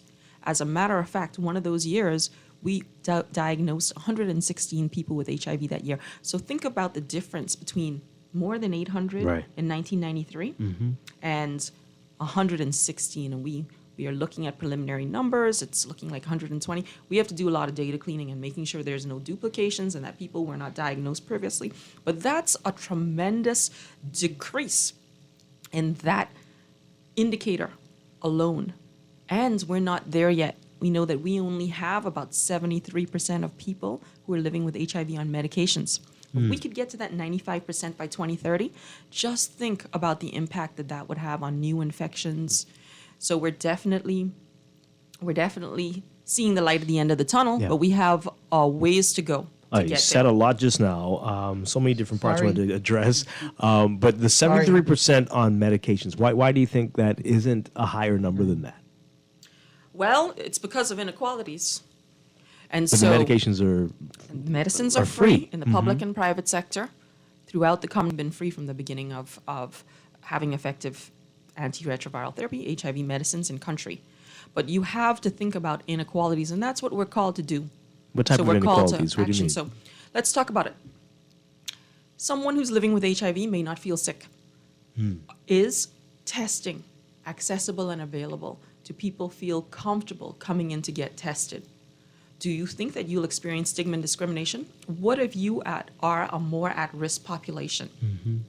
Key populations is the phrase that we use, but if you're a man who has sex with men, if you're transgender, if you're a commercial sex worker, for example, those are some of the groups that we see could have increased rates of HIV. We talked in our school speech competition over the weekend. What about consent for sex? That is the age of 16 years, but you cannot access medical treatment without a parent or guardian's consent or even an HIV test until you're 18 years of age. And so is the test accessible? Can you come into places where we traditionally offer HIV testing, like clinics, labs, hospitals, doctors' offices? Do you feel comfortable? Will you be discriminated against? So once you know your status now, then what happens? Are you comfortable getting linked to care is what we call it. That means you need to see a doctor, a healthcare provider. We can start HIV medicine the day of the diagnosis. There's a few simple tests and health encounter. However, if you feel like you'll be discriminated against coming into the health system, if people are talking about you, if they are discriminating, if you're not offered care, if you feel as if your human rights are not being upheld, then you might not. Yeah. Seek. Laverne, I hear you asking. I just want to ask this really quick. I mean, how legitimate is that? Is that in their minds, or is that something they really do need to be concerned about? It's legitimate because stigma and discrimination is real. And while it is improving, it is still happening. And it is something that is not right. We have to correct that. Laverne? Actually, Dwight, I'm good because I was just about to ask Dr. Forbes the same question. Why does there seem to be such a difference between where we are with those people who know their status and then those who are maybe on medication? But you asked. So, okay. All right. Do you find, though, I will ask this, do you find that in some cases too, not just a discrimination, but maybe a denial? You got the diagnosis, but you don't really, you still can't wrap your mind around it, or you're choosing not to accept that. And so then getting on meds makes it more real. And so there's a sense of, do you think that sometimes, or are you encountering sometimes that there's that issue where you're just in denial because you don't want to accept it? Yes, so that's a very great point, Laverne. So there's many reasons. Denial or not believing the diagnosis is something that persons can go through. And so we also have to think of effective ways of reaching people, keeping in reach with them, and counseling them. And we do have counselors, even we call them peer counselors, other people who are living with HIV. And it's very, very important that we work in solidarity to work through many of these barriers. So that's just a few of the issues. So fear of stigma and discrimination, it could be denial of the diagnosis, for example. Persons may feel well, they may be concerned about side effects of medication, and then there has to be support for people to stay on medication. And I want to bring in our very esteemed partner here, Mrs. Lady Camille Barnett, who is from the private and civil society. And she is the president of the Bahamas AIDS Foundation. And we work together in a partnership. And the Bahamas AIDS Foundation does a whole lot to continue to raise awareness about HIV and AIDS and to provide support for, I would say, an at-risk group, which is youth. And so there's support in a myriad of ways. And so when we think about support, it has to be holistic. And so the program at the Bahamas AIDS Foundation provides holistic support for those youth that are infected or affected by HIV and AIDS and even their parents. And so we have to break down some of these barriers. There's the after-school program. Well, Lady Camille can say it best, but we need partnerships, and we need to equalize, and we need to create for everybody so that people can come in, feel like they can get treatment and stay on treatment. Absolutely. Lady Camille Barnett. Yes, and that support is important not only for the young people, but for adults as well, too. All persons who are HIV positive, many of them need that kind of psychological and social support as well. And I think education is also key, because a lot of that stigma and discrimination arises because people don't really understand how you can and cannot contract HIV and AIDS. We're still having that problem. Oh, absolutely. So you still need to educate people so that they understand, so they are not discriminated against persons once they know that they're HIV positive. It's nowhere near as bad as how it was in the 90s, Oh, though. absolutely. I mean, Ministry of Health has done an incredible job. We've come a very long way, but as Dr. Forbes says, we still have quite a way to go as well. Yeah. Let's talk about your work and how that's been impacted with the pandemic. We know so many things have changed. Yes, exactly. By now, we would have been recovering from the Red Ribbon Ball, right? Right, exactly. But exactly. you haven't been able to do a lot of these things. Yes, we have not had the Red Ribbon Ball for 3 years now. My goodness. But definitely 2023. Yeah? It's gonna be amazing. Yes, the pandemic really has severely impacted our work. We had to disengage about 13 persons. Oh, gosh. And a lot of those persons were involved with the after-school program for our kids. And then the kids could not gather as they used to at the foundation as well, too. So we had to pivot. And so our social workers started going to the families. But of course, that's a challenge. We have 126 kids who are infected or affected. And so there's no way she can get to all of them in the same way she could have if they had come to us as a group. But we realized, when the kids came to us after school, we would feed them. And that was a critical component. We found that that's why they came. It was a voluntary program, but they came because we had to continue to feed them. And that was important. And so now instead of just feeding the children, we're feeding the family members as well, too. Because, you can't send food just for one person. You've got, So we've been fortunate to have a very generous donor who understands the food security issues. And so we take food once a week, groceries. We try to supplement their groceries. We can't provide all their needs, but we supplement their groceries once a week. And we get food from the Greek Orthodox Church. It's called the Lord's Kitchen. Every 2 weeks, we get a hot meal that we take out to the families as well, too. And our social worker is there, so she's trying as best as she can to work with them, to counsel them. But there have been challenges. Yeah. There have been challenges because they miss coming to the foundation after school, gave them a safe space to come and to interact with others. And that safe space, that group, that peer group support just, dissipated as a result of COVID. So we're trying to get back on track. We did some things virtually, but it's not quite the same. You know, meeting on Zoom is not quite the same as meeting face to face in a setting. Yeah. All right. So we'll ask you in a bit about how we can help in just a few minutes. But risky behaviors, are we still seeing? What are you seeing? 'Cause, social media is exposing a lot of stuff. Are people? What's happening out there, really, from your perspective, Dr. Forbes? Well, I can tell you what the data says, which is that HIV is primarily transmitted sexually in our region. And unprotected sex is how HIV can be transmitted, and that is what we're seeing in our region. There are also other ways that HIV can be transmitted, baby, or say, sharing needles, but we've had quite a few successes in mother-to-baby transmission. We've had no babies born with HIV in the past 3 years. So we look at sexual transmission, and certainly that we can look at how we can reduce the risk of getting HIV from sexual transmission. And this is, we call it a combination approach. So you can know your status, you can know your partner's status and encourage your partner to get tested. There's the proper use of condoms and lubricants. We also have medication that's called HIV PrEP. And so this pill is for persons who have an increased risk of acquiring HIV. They are HIV negative. And the pill is one pill once a day. It's generally taken every day. There are some exceptions to that.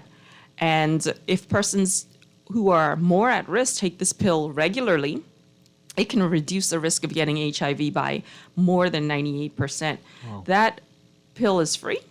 The Bahamas was the first English-speaking country to roll that out in the Caribbean, and we always had a free PrEP program from the inception.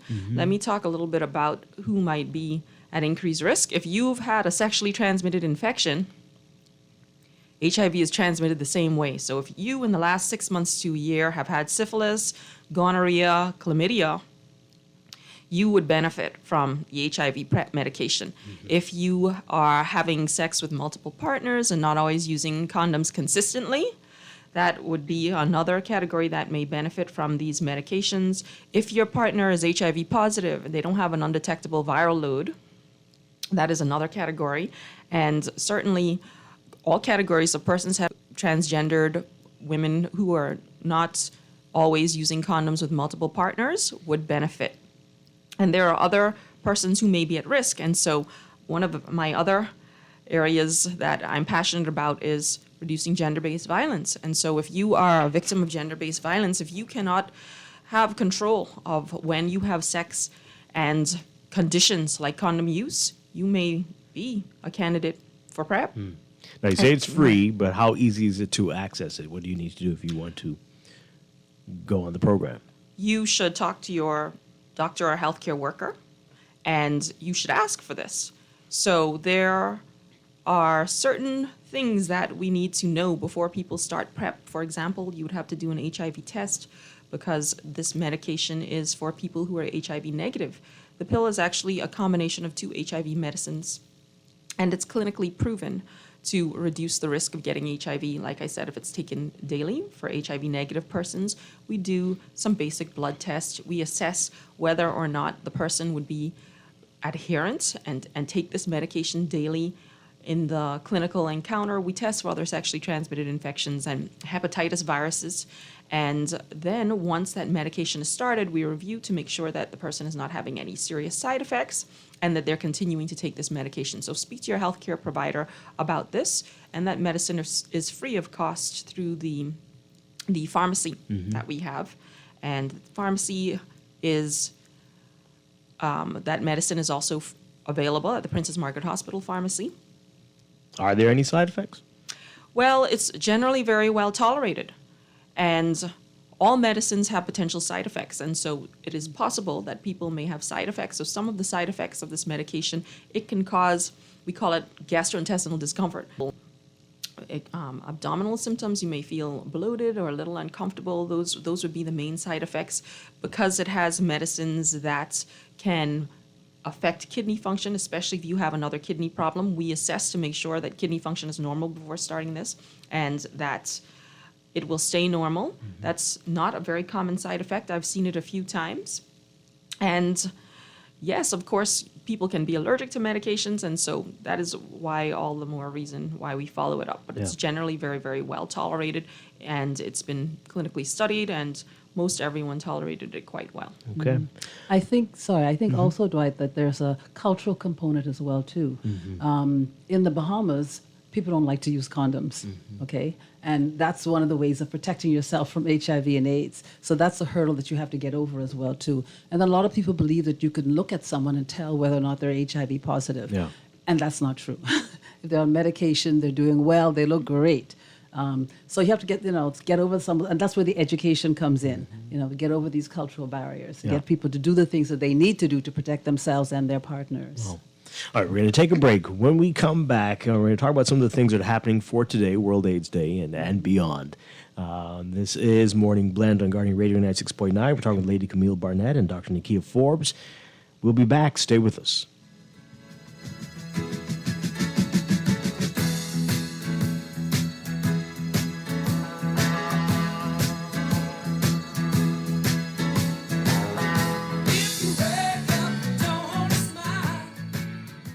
Get a merry makeover this Christmas from Scotiabank. Apply for a Scotia Plan loan to win a home renovation. This Christmas, unwrap the celebration. $3,000 for your home, new lamp, new decor, new couch that you Win own. a $3,000 home goods gift card when you apply for a Scotia Plan loan. We're giving you the gift of a low interest rate and up to 2 months with no payments. Plan the perfect Christmas with your Scotia Plan loan. Use it for any purpose, plus benefit from flexible payment terms. Apply for a Scotia Plan loan now to enter to win a merry home makeover. Hey, what you doing under the Christmas tree again? Nothing, mommy, ain't nothing. Listen, it's not Christmas yet, so you have to wait. I just don't know if we're getting a phone this year. I see BTC having 50% off now. You like a good sale. What? BTC have 50% off phone sale now? This Christmas, get 50% off all handsets. Plus, switch to BTC and get 2 gigs of extra data and unlimited BTC calls to December 2023 every month with your 7-day or higher prepaid combo or data-only plan. Link up today. Link up! Breakfast just got better at Wendy's. Introducing the Breakfast Biggie Bag. Enjoy a double sausage muffin with 2 square sausage patties, a freshly cracked egg, and cheese served on a toasted English muffin, a medium waffle fries, and an orange juice for only $5.25, VAT inclusive. And an apple pie for just $1 more. Say what? At Wendy's, better breakfast is all day. Offers valid in participating locations. Wendy's, different inside and out. Florida Auto Parts can deliver all the auto parts your car will ever need, direct from the USA and from around the world. Florida Auto Parts provides fast delivery on auto parts, and we ship throughout the Bahamas, genuine or aftermarket, new or used, and all for the best price. Call Florida Auto Parts Trusted Parts Rep on WhatsApp at 1-786-772-8777 to save on your next auto parts purchase. Florida Auto Parts, the right parts at the right price. Fidelity, we're good for you. We know how important collecting your money can be to the success of your business. Start your we can show you the many options available to you with our merchant services, from click and pay options online to merchant terminals and e-commerce options. We're here to help your business succeed. For more details, speak to one of our business development officers at 356-7764 in Nassau or 352-6676 in Freeport. Visit our website at fidelitygroup.com or visit any of our branches.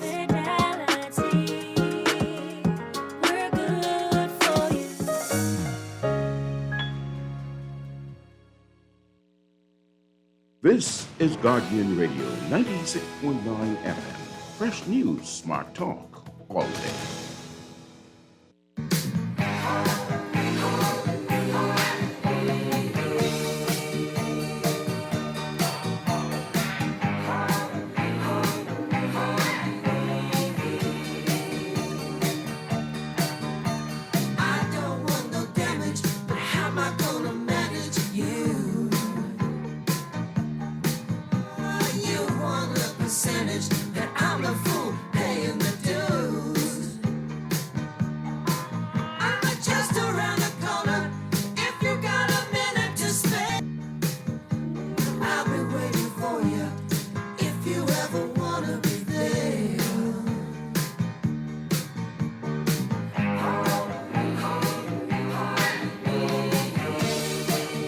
We are back here with Morning Blend on Guardian Radio 96.9. Dwight Strachan along with Laverne Gardner. We are talking on this World AIDS Day with Lady Camille Barnett with the Bahamas AIDS Foundation and Dr. Nakia Forbes, the director of the HIV, AIDS, and Infectious Disease Program. And this is an odd text here. Boy. Okay. What? Oh my goodness gracious. Okay. This text wants to. We all know this is a text. Though men in prison ain't praying at night, are they given PrEP since it's an open secret in society that many come out of jail and go? Anyway, okay. PrEP should folks in prison, incarcerated folks, be on PrEP? That's basically what they're saying. I'm paraphrasing there. So in prison, we do have a partnership with our prison doctors to provide care for persons who are diagnosed HIV positive or known HIV positive to keep them on treatment while they're in prison. They also follow up at our clinic. And it's important that there is HIV prevention in prison, and incarcerated persons get HIV prevention. That's an important metric, and actually we do have to report on that when we do our global reporting requirements as it relates to what is the HIV situation with incarcerated persons. And so it is a valid point. Yeah. Okay. So, are we testing folks as they enter the prison? Is that something that could happen? Is that against the law? What are where persons are tested for HIV on okay. entry into prison. Okay. Because you have to remember they come out into the society. Right. At the end of the day, so you really have to provide them with the means to protect themselves. Yeah. Wow. Okay. This text here. Kindly ask your guests if they, if you're making it more comfortable for people to come in and get tested, and what penalties exist for healthcare workers who divulge information to the public. Yes, that's also a very important point, and we do make specific efforts to make where we offer HIV services comfortable, and we work along with persons who are living with HIV and other civil society partners, and it is actually an important thing that our staff does to ensure that there is confidentiality, that people feel comfortable, that we can take feedback, both positive and negative, to try and improve our services. And we have to take a look at how, we have to take a look in the mirror and look at how we're offering these services to ensure that we take it very seriously when there are allegations of discrimination or breaches in confidentiality. And to work in the center, persons have to sign a confidentiality agreement when they come on board. And we take it very seriously when there are allegations that there have been any breaches in confidentiality, and there are penalties for that, absolutely. Yeah. We hear about them often, these know your status testing days. What's the term? Certain type of people, younger people normally who take part in it, or are you seeing it across the board? Are you getting people who will take part in an event like this? Well, on the 17th of November, we did our annual free HIV testing at University of the Bahamas. And the young people turn out in numbers. Yeah. They always do well. And I always remember, the testing in Rawson Square. There was a time when people didn't want to be tested. They want to sneak in through a back door to be tested. And they came out in Rawson Square to be tested. So, more and more people are willing to be tested. But is it only younger people, or are you seeing that with older folks as well? It's a cross-section. Yeah? Okay. But I want to share something with you. So there are many ways that one can get tested for HIV. I'll just mention them in brief because we're getting close to the end of our time. You can ask for a test at your healthcare provider. You could go into a lab and get a test. We have free HIV testing at the center and the Ministry of Health Reference Lab. And we acknowledge that not everyone will feel comfortable coming into those settings. And so we're working right now on validating HIV self-testing.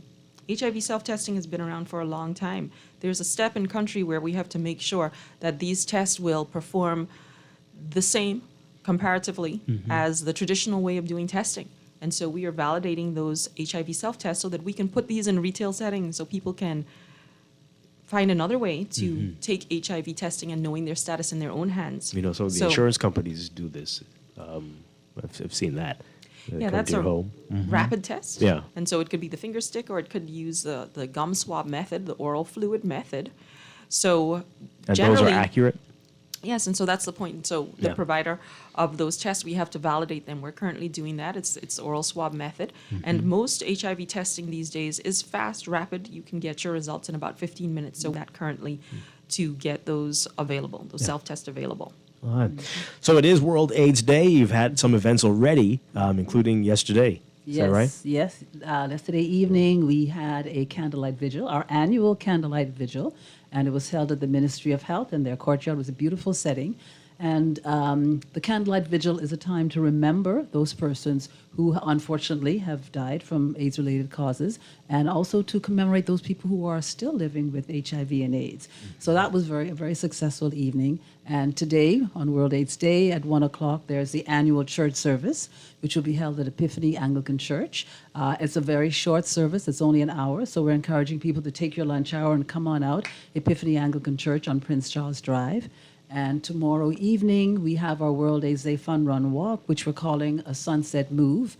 And the concept is you have your traditional walk for those who feel like walking. It's at 6:30 in the evening that the walk starts. Or if you prefer to have a happy hour type of setting, come on down. We've got food vendors. We are at 700 Wines and Spirits on JFK, and 700 Wines and Spirits will be open until 9 o'clock.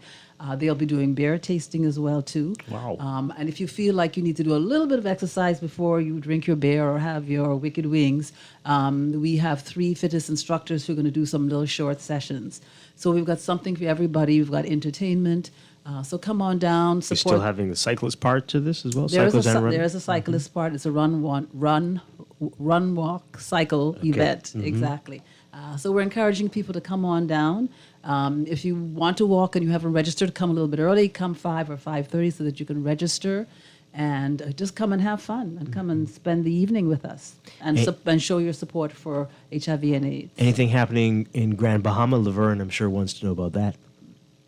Yes, there is also testing opportunities in Grand Bahama, and our partners in also providing and commemorating World AIDS Day. All right. Excellent stuff. All right, and before we go, what are the numbers like right now? What are we? How many people do we know living with HIV or AIDS in the Bahamas at the moment? Yes, that's a very good question, and that is based on an estimate. And there are approximately 4,447 persons were estimated to be living with HIV at the end of 2021. Wow. Okay. All right. So what final words would you want people to keep in mind out there on this World AIDS Day and just about HIV and AIDS and where we are at and where we're hoping to go for 2030 and the future here in the country? Well, thanks. And we're asking persons to come out and support. And there are many ways you can lend your support. We can know and remind about the facts of HIV transmission. And we can stand in solidarity for human rights and speak up when you hear people that are not being treated with dignity and respect. You can wear a red ribbon in support. Please come out and support our events. And we certainly do need partnerships and everyone to do their part in helping us to get to the end of AIDS. Thanks for inviting us. Yeah. And it's important for people to, if you know your status, and if, for example, you get tested and you are HIV negative, then you know you want to remain HIV negative, and so you need to know what it is you need to continue to do to remain HIV negative, i.e., use a condom, or make sure you're involved in a mutually exclusive kind of relationship. If you test positive, then you need to see your healthcare provider. So people need to know their status. Everyone needs to know their status so that they can know how to protect themselves and look after themselves. We are responsible for ourselves and for our partners. Yeah, absolutely. How can people reach both of you or reach your organizations? The Bahamas AIDS Foundation phone number is 325-9326. We have a website, bahamasaidsfoundation.org, or we are on Facebook, the Bahamas AIDS Foundation. Okay. Here's the number to the center. That is 604-9050. And please also follow us on the Bahamas Ministry of Health HIV/AIDS Program Facebook page for more important information, updates, and our flyer for World AIDS Day events and beyond World AIDS Day. All right. Ladies, thank you so much for being here this morning. Always a pleasure to talk with both of you. Dr. Nakia Forbes, Lady Camille Barnett, thank you again. Thank you for having us. Thank you. We're going to take a break and be back with a whole lot more. This is Morning Blend Business coming right up. News.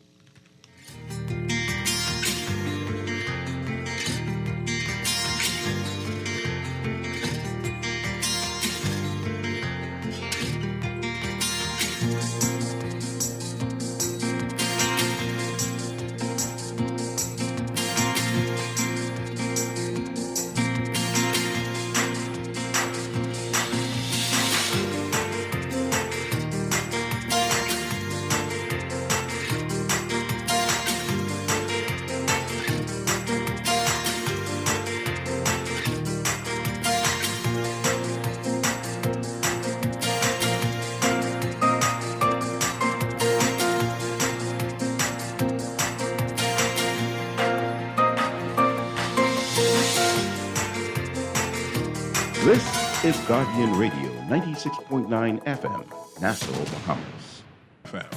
The views and opinions of the hosts and guests are their own and do not necessarily reflect the position of the management and staff of Guardian Network.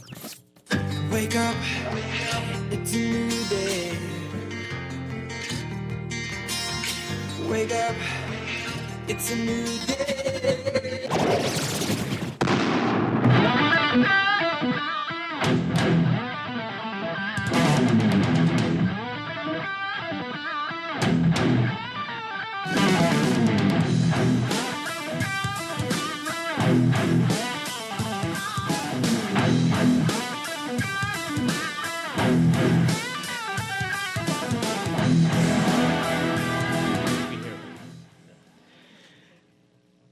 Good morning and welcome to Morning Blend Business on this Thursday, December 1st, 2022. Welcome back to our Morning Blend listeners. Once again, I'm Dwight Strachan along with Laverne Gardner. And this morning we are talking about RBC's holiday loan program. And here to guide us through this, we're very pleased to welcome Relationship Manager, Financial Solutions, Natisha Meadows. Natisha, good morning. Great to have you with us. Good morning. Good morning. Glad to be here. And in studio, I'm happy that you're here joining us. Yes, definitely. It feels good. It does feel good, better than not being in studio. No offense, Laverne. But Too late. okay. All right. The So minute you began to say in studio, Oh, I'm boy. like, okay, this looks like this is going to be a moment. Well, we got to get you down here. Maybe we'll get a loan to get you down here for You the keep holidays. saying that. You keep saying Yeah, that. we're working on it. Working on it. All right. So, Natisha, I got to ask you this first question. Should you be getting a loan for the holidays? Is that something that people who should and should not be doing that? Okay. Well, definitely I would encourage persons that may want to do some little touching up for Christmas. Most times throughout the year, persons don't have time to like paint and probably change their furniture. You know, people usually do Christmas cleaning. Yeah. So in that time, you want to come in, probably get a small loan to assist you with getting some new furniture, or you may have like a fridge that was probably going bad or a washing machine. So you might want to touch up in Christmas. Mm-hmm. So I would encourage those persons and any persons that probably might want to get a loan to maybe get a new car, new to them. Mm-hmm. Or perhaps if they want to go away for the holidays. Sometimes everybody doesn't want to spend the holidays here. You know, sometimes you might just need to just get away. Yeah. So, you know, come on down to RBC, Cable Beach branch, where we have our dynamic professional sales team there to assist. And right now we have a fantastic holiday campaign that's happening. And no payments until February 2023. Now, that is amazing. Can you beat because that? January is the roughest month of the year for so It's many also people. the longest And month. right? It's like 55 days in January or something. So, Letitia, how difficult is it to get to qualify for those types of loans? The ones where you maybe just like you said want to do some cosmetic repairs to your home, or maybe you decide that this Christmas I'm gonna go on a cruise or whatever. Okay, so it's very easy. We have our professionals there that can assist and make it seem more effortless. We just need you to provide us with your employment letter, along with a pay slip, and your IDs, of course. Once you come down, you present those to us, and we move on from there. But definitely, you could imagine coming in, getting a loan, and you don't have to pay $1 on an interest or payment until February 2023. That's absolutely fantastic. Everyone knows that, like you say, January is pretty tough. So we here at RBC, we considered that, and we want to assist our Bahamians, everyone just to come in and go ahead and get that loan to get what they need to get done, whether it be renovations or getting a new car. We're here to help. So definitely I want to encourage everyone to come down to RBC Cable Beach branch. Come see myself, Natisha Meadows, or, we also have Apollonia Smith and Antonia Johnson there. And we're all sales professionals there to assist you with whatever you may need. Okay, so is there a minimum amount that you can get? If you only, like you said, need an appliance, if you need a television, some electronics, and it's like $700 or something, $800, is there a minimum? Well, there is a minimum loan amount that you can get, but we also have other products, such as probably a credit card that may be best suited for you at that time. So definitely we want to encourage you to come and see a sales professional so that we can assess your whole financial needs and goals, and then we'd go ahead and start from there. All right, so what's the catch? If payments aren't going to be made or aren't required till February, what does that mean? No catch. No catch? No catch. No something on the end of it? No catch. No big interest, some? No big interest, nothing. No interest is going to be accumulated until February. So no interest, no payments, nothing begins until February 2023. Can you beat that? It sounds really good. It's good. So if people are there like, this sounds too good to be true. It's not. It's not. No interest. No interest. Okay. And what is the interest rate going to be like when you get to February? Well, definitely, and that's the best part. It's extremely low, lower than it normally is. And usually when I tell people what the interest rate is, they're like, okay, yeah, sign me up. But for you to hear what the interest rate is, I'm going to need you to come down to Cable Beach branch and see me. Yes. And is it across the board, or it depends on your situation what that interest rate will be? It's mostly across the board. Okay. All right. How long generally do you have to pay this loan back, or how does that work exactly? The excellent thing about it is we have extended the term. So it can go up to 6 years. So we've extended that term for persons for personal loans, and so sometimes persons can't qualify for a shorter loan term. So during this campaign, we have extended terms. So definitely we are suiting this campaign for our Bahamians to come in who need assistance financially and who don't have to worry about making a payment, whether interest payment or principal payment, until February 2023. Now, what if you have some existing loans with RBC or other banks? What will that mean? Is that going to be a problem? It's not going to be a problem. Like I say, we can just best suits you at that time. All right. So, how quickly can you get turned around? If I come in there today, Thursday, can I get this money? How soon can I get this money? As soon as we can get you out, as soon as you bring on all of your documents, we'll get you out. Yeah. It's not going to be any long, tedious process. So definitely we'll get you in and out. All right. So what do I need? What are the documents that you need to bring in? So documents, your employment letter, your pay slip. So that's 1 month worth of pay slips, your employment letter, and definitely your government issued IDs. 2. Yeah. And the repayment, does it need to be through salary deduction, or are you going to you just require folks to be good customers and bring in or pay online, or how does it work exactly? Well, it's always good to get salary deductions, but if you can get a salary deduction, we work around that. Yeah, so we definitely look at it a case-by-case basis. All right. So it sounds great. Well, okay, for this loan, what won't be allowed, or this is not a mortgage. This is not. You did mention car though, so you can go that big. What's too small or what's too big for this type of loan? Well, definitely where this is just consumer based. So it's nothing too big. Definitely nothing too big. So what we want to do is encourage everyone to come in and sit with us, but nothing is too big. Oh. So doesn't that sound great? Okay. All right. So this sounds good. Folks, again, asking about that interest rate. You already said you got to come in to hear about that. This text here. Oh, boy. What's this? This sounds like this is an issue you need to come in to see Natisha about. But anyway, they're saying here, I've worked at a private company for over 4 years now, but banks tell me they won't approve me. When I worked for government making less than half that I do now, they were running me down. Oh, boy. For everyone or only for government and the companies on this magical list they all claim to refer to? Okay. It's not.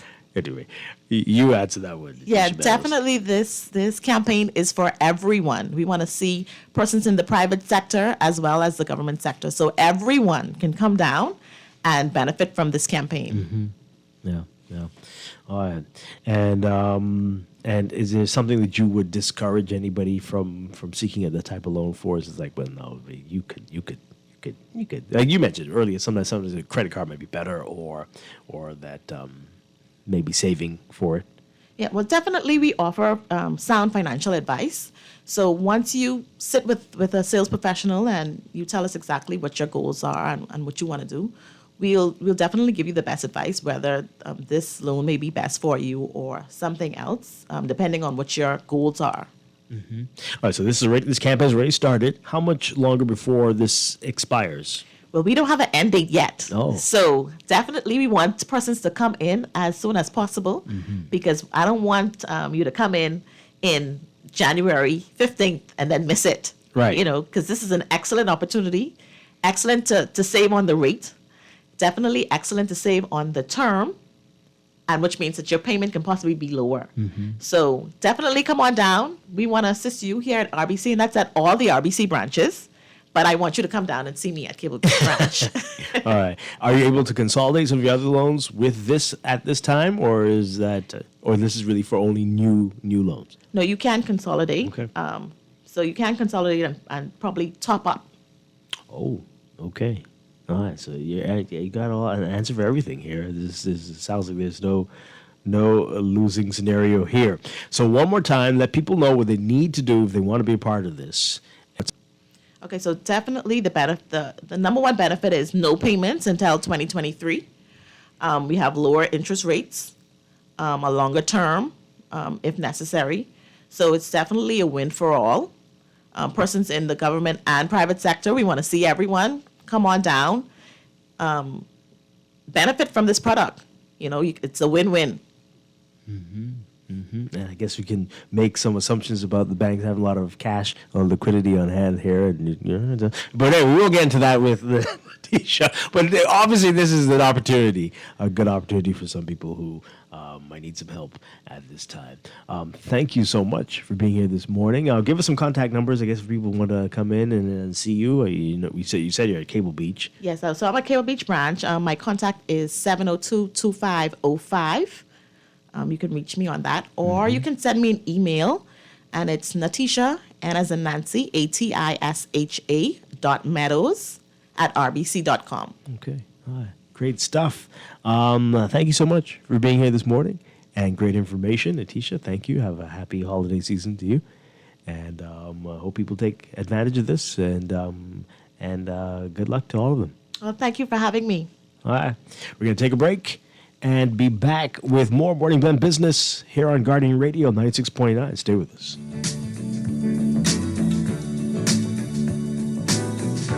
You can take me to paradise, and then again you can be cold as ice. I'm over my head. Oh, but it sure feels nice. Take me anytime you like. I'll be around tonight. Love me, baby. And hold me tight. Ready to save? You can put $100 into the CFAL Savings Express plan and make sure your money keeps growing. Earn interest on your savings while you're sleeping, eating, or standing in line at the bank. Ready to invest? Start by putting $1,000 into our mutual funds and earn interest there too. Because at CFAL, your interest is our interest. Visit CFAL.com to start now. CFAL, growing wealth for future generations of Bahamians. The holidays are a time for reflection on the year past, reconnecting with family and friends, and indulging in brand new experiences. No matter what your holiday may bring, at REV, we want to remind you to do it together. Play together, watch together, be together. Take time this Christmas to connect with the people and things that really matter. And let REV take care of home for the holidays. Merry Christmas, Bahamas! Helping out each other, family and everybody.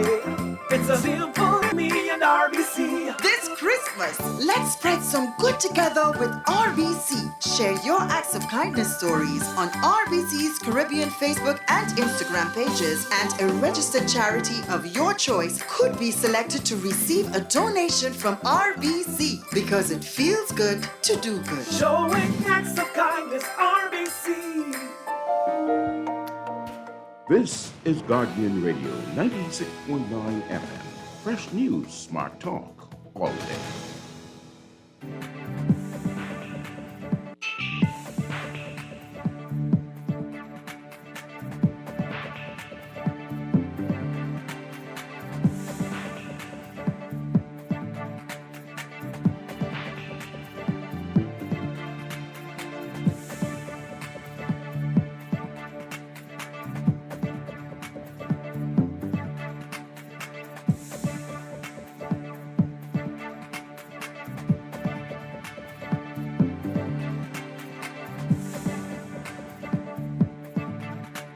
It is time for your morning business report, brought to you by CFAL. Joint Provisional Liquidators revealing in a statement released yesterday that uncertainties remain over the outcome of the bankruptcy proceedings involving FTX Digital Markets as they continue trying to gain access to cloud-based servers, books, and records. They're contending with FTX US's new CEO directing the company's Chapter 11 in a statement that they've retained all FDM employees who have not resigned or stated their intention to resign. The liquidators say it is their intention to realize the maximum possible value for FTX digital stakeholders. They said they've been investigating the causes of the global collapse of cryptocurrency exchange FTX and its impact on FDM, and trying to secure FDM's assets since being appointed. The statement saying that the work is ongoing, and as previously disclosed, the work of the JPLs, the Joint Provisional Liquidators, has been hampered by the JPL's lack of access to FTX's digital's own books and records, particularly customer information stored on cloud-based servers. The JPLs are seeking to reestablish access to FTX's books and records. This includes an application to seek recognition of the provisional liquidator and the provisional liquidation of FTX Digital in the United States under Chapter 15 of the U.S. Bankruptcy Code. Additionally, the JPLs intend to enter discussions with the debtors in possession under the Chapter 11 proceedings in the U.S. in order to seek to agree to a protocol whereby, amongst other matters, information may be shared. CIBC First Caribbean in the Bahamas and Turks and Caicos will no longer process transactions at a teller that can be carried out through alternative banking channels beginning January 3rd. The bank, saying this in a memo seen by Guardian Business, says that those alternative channels include instant tellers and smart automated banking machines, or ABMs or ATMs, night depositories, online banking, and the bank's mobile app. The bank added that after January 3rd, it will not facilitate check and cash and check deposits, check cashing, corporate and small business deposits, withdrawals under the $3,000 ABM daily limit, credit card payments, bill payments, transfers between CIBC First Caribbean accounts, and transfers to other CIBC First Caribbean clients, and third-party transfers. Nassau's revitalized cruise port is set for a grand opening the last weekend in May. That's according to Nassau Cruise Port's CEO, Mike Mora Jr. He told Guardian Business yesterday, after going over the dates with the Prime Minister, currently more than 300 workers are putting the final touches on the cruise port that's expected to be the envy of the Caribbean. NCP has hoped to mark the opening of the port on May 6th, but that is scheduled to be the coronation day for King Charles III, and the Prime Minister will be out of town. So Mora explains that when the port does officially open at the end of May, there will likely be several opening events to mark the occasion. And the Grand Bahama Port Authority has invested $200,000 in the development of a parking lot as a convenience for shoppers at the new Solomon's Food Store. The GBPA releasing the statement to advise clients that civil works are underway to upgrade and beautify the parking area between the new Solomon's, Park and Shop, and York Street. GBPA's Deputy Director of Building and Development Service, City Manager Troy McIntosh, explaining that GBPA is putting the bells and whistles into the parking lot. You can read more about that in today's Guardian Business section. Overseas, a top European Union official warning Elon Musk that Twitter needs to beef up measures to protect users from hate speech, misinformation, and other harmful content to avoid violating new rules that threaten tech giants with big fines or even a ban in the 27-nation bloc. The EU's Commissioner for Digital Policy, Thierry Breton, telling the billionaire Tesla CEO owner that the social media platform will have to significantly increase efforts to comply with the new rules known as the Digital Services Act, which are set to take effect next year. The two held a video call to discuss Twitter's preparedness for the law, which will require tech companies to better police their platforms for material that, for instance, promotes terrorism, child sexual abuse, hate speech, and commercial scams.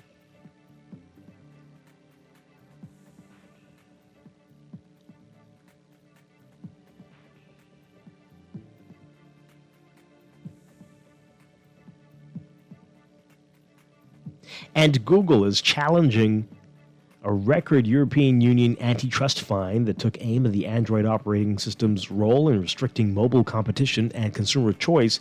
The company is saying today that it filed the appeal against the 4.125 billion euro or $4.3 billion penalty, quote, because there are legal clarification from the European Court of Justice. Google previously appealed to a lower tribunal, which had slightly lowered the original 4.34 billion euro penalty, in a decision largely siding with the European Commission. It's the largest ever antitrust fine issued by the Commission, the 27-nation bloc's top competition watchdog. In its 2018 decision, the Commission found that the dominance of Google's Android resulted in less competition and consumer choice. The U.S. tech giant had argued that free and open-source Android resulted in cheaper phones and spurred competition with its chief rival, Apple. Android is the most popular mobile operating system, beating Apple's iOS. The fine was one of three blockbuster antitrust penalties that the Commission hit Google with between 2017 and 2019, highlighting the bloc's early role in cracking down on tech giants. In your Market Watch, recapping trading on the BISX from Wednesday, your market movers. AML Foods Limited moving 2,082 shares, closing up 1 cent to $6.95.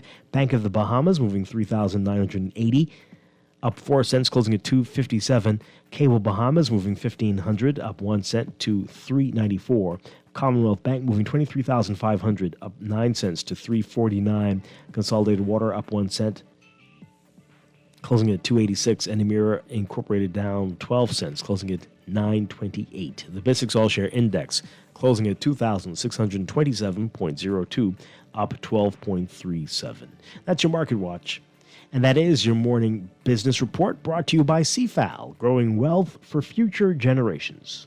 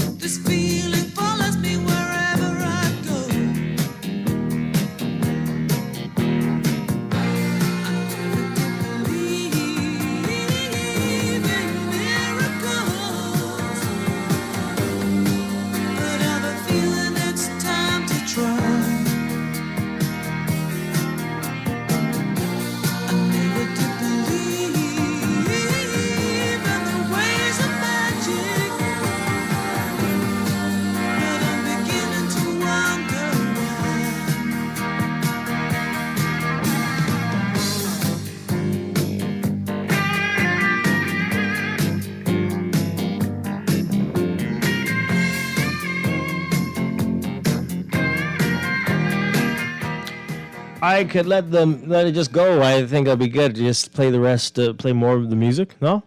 Anyway, this is Morning Glen Business on Guardian Radio 96.9. Dwight Strachan along with Laverne Gardner. We are paying tribute to Christine McVie, who passed away yesterday from Fleetwood Mac. And all morning long I've been playing some of her wonderful music, stuff that she wrote, most of it, and others that she sang on. I think she wrote most of the stuff she sang on, but lots of you appreciating it this morning. Laverne, are you a Fleetwood Mac fan? Well, hopefully today we'll change that. Yeah? We'll work on you. I'm enjoying some of it, to yes. be honest with you. Glad to hear that. All right. I might even do some more tomorrow. Hey, guess what? It is Don Sargent's birthday, our Tuesday Happy birthday, Dawn. Yes, Don, happy birthday. And your birthday is in the best month of the year. Yeah, Christmas, you mean? Yeah. No. Oh? No. Oh, yeah. You got one coming up too, hey? Absolutely. Both of you. Look at that. Two co-hosts in December. Boy, I tell you.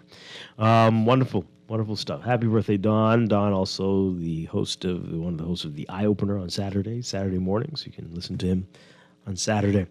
Okay, so we thought we made this clear just now with the interview with RBC, but this person heard something else. I don't know. Sometimes there's interference, perhaps. Is that what goes on out there, Laverne? What we hear in the studio... Things get lost in translation. Perhaps. Something happens. Something. I don't know. This person says, so the loan is only for government and hotel workers? Which show were they listening to? No, it's not. Is there another show? I don't understand. Employed. I don't understand this. They must have heard this on another show and sent this text to the wrong station. We said that anyway. They say very biased. Banks are unfriendly to business people who earn their own money. Why? This sounds like a trap for government workers because cars depreciate immediately and vacations end. Well, everything comes to an end. But okay. But no, it's not just for government and hotel workers. And and again, you would want to, as Natisha Meadows said, speak to the financial representative. This is right for you. Make sure that you aren't going to get yourself into a hole. But if you can use it and you can see a path forward, paying it off on time without putting yourself into any challenges, then maybe this will work for you. So there you go. Okay. Oh boy. And now there's some criticism for us even talking to a bank to encourage people to get into debt. Well, hypocrisy seems to know no bound when it comes to economics and capitalism. I don't expect you to share this text, but I cry shame on you as I listen to you every morning. Well, hey, again, that's not for everybody, right? And you have to talk to the financial. They will go through it with you as well to see, well, maybe this isn't right for you. But yeah, this is a commercial radio station as well. So, hey, but not everything is for everybody. I think we all know that. Even as children, we learn that. And I think, right? Don't we learn that, Laverne? That not everything is for everybody. Yeah. Right. And so some of y'all are freaking yourselves out over FTX, and it has nothing to do with you at all, and will not impact any part of your life. But everybody has something to say. But it's got nothing to do with you. Nothing to do with me. And but we are hoping that people will learn lessons from these things. And absolutely change behaviors going forward. But yeah. All right. So now this is, speaking of banks, this is very interesting, which you read in the business report in today's Nassau Guardian. And this is the way of the future. Everybody's moving in this direction. And I don't know if this is the first bank to announce this, but clearly you're going to be hearing a lot more. CIBC saying they're removing many in-person services, focusing on banking channels. Our very own Chester Robards writing about this today. CIBC First Caribbean in the Bahamas and Turks and Caicos will no longer process transactions at a teller that can be carried out through alternative banking channels beginning January 3rd. This is in a memo. That's been seen by Guardian Business. The memo said those alternative channels include instant tellers, smart ATMs or ABMs, night depositories, online banking, and the bank's mobile app. And again, we're seeing this with many banks in the country. There are limited teller services now, limited tellers. And they really are encouraging you to do more online or through the ATM. I want to get your reaction to that. How do you feel about it? It's been happening for years. How comfortable are people with this? I still marvel at some of the banks that have long lines outside. I don't understand it. I don't know what's going on. Most of these things, I know that a lot of them don't like to answer their phones, and so that's a challenge. But many of these things you don't need to go to a bank for. You don't need to be out there. It is puzzling. But anyway, the bank, CIBC First Caribbean, adding that after January 3rd, it will not facilitate cash and check deposits, check cashing, corporate and small business deposits, withdrawals under $3,000. That's a $3,000 ATM limit. Credit card payments, bill payments, domestic and international transfers, transfers between CIBC First Caribbean accounts, and transfers to other CIBC First Caribbean clients, and third-party transfers. It added that while opening a personal or a sole proprietorship account will also not be done in a branch, those wanting to open a joint account or those who are politically exposed will have to visit a branch. Oh, that's interesting. Okay. Supports the bank's vision of delivering a modern digital banking experience, which is personalized, easy, and convenient. It also supports our frontline teams by freeing up capacity to focus on providing additional value-added advice and service to our clients. The bank released a statement explaining that the memo was leaked before it could provide public communication on the changes to operations. It said in this statement, quote, "It is unfortunate that an internal briefing document that was meant to prepare our team for the cessation of payments over the counter has been circulated in the public domain prior to the bank circulating communications to the public on the matter. We encourage our clients who need additional support to perform transactions on our digital platforms to reach out to our branch teams who are there to provide that assistance. Our digital banking officers will be on hand to show clients how to use the ABM to make deposits, transfers, or get cash during the transition period. The fact is that since the days of the pandemic, when no one was allowed in our branches for transactions of any kind, we've been preparing our clients for this change. It is also a fact that at this stage, a very small percentage of our clients are still coming into the branches to make payments. We've continued to observe a noticeable decline in clients performing over-the-counter transactions. With advancements in our digital services, there's been an increasingly greater number of clients who wish to execute their transactions in a safe, easy, and convenient manner through our alternative channels. The statement says more than 85% of the bank's clients now perform much of their transactions online. Other commercial banks in the country have also increasingly diminished interactions with tellers, opting to have customers carry out most of the transactions electronically. Some banks have completely closed branches on the Family Islands and New Providence, citing face-to-face interactions. Well, okay, decline in demand. Well, we were forced to decline to not do face-to-face, but it's been fine for many people. I don't know if for everybody. But There's Dwight. I don't know. They said about 85%, but I guess that other 15% is in Grand Bahama, because when I passed First Caribbean, the lines are long to get inside and see someone. Oh, dear. But, I'm one of those. I'm all for digital banking. I very rarely have to go into the bank. I think the last time that I had to go into the bank was maybe when I had to go and physically collect my new debit card. But I'm just thinking, with all of these changes, that's going to impact employment. Yeah, absolutely. So my thought process when I saw it, because I also saw it, my thought process was, oh boy, how many, members of staff now are going to be out of a job. Mm-hmm.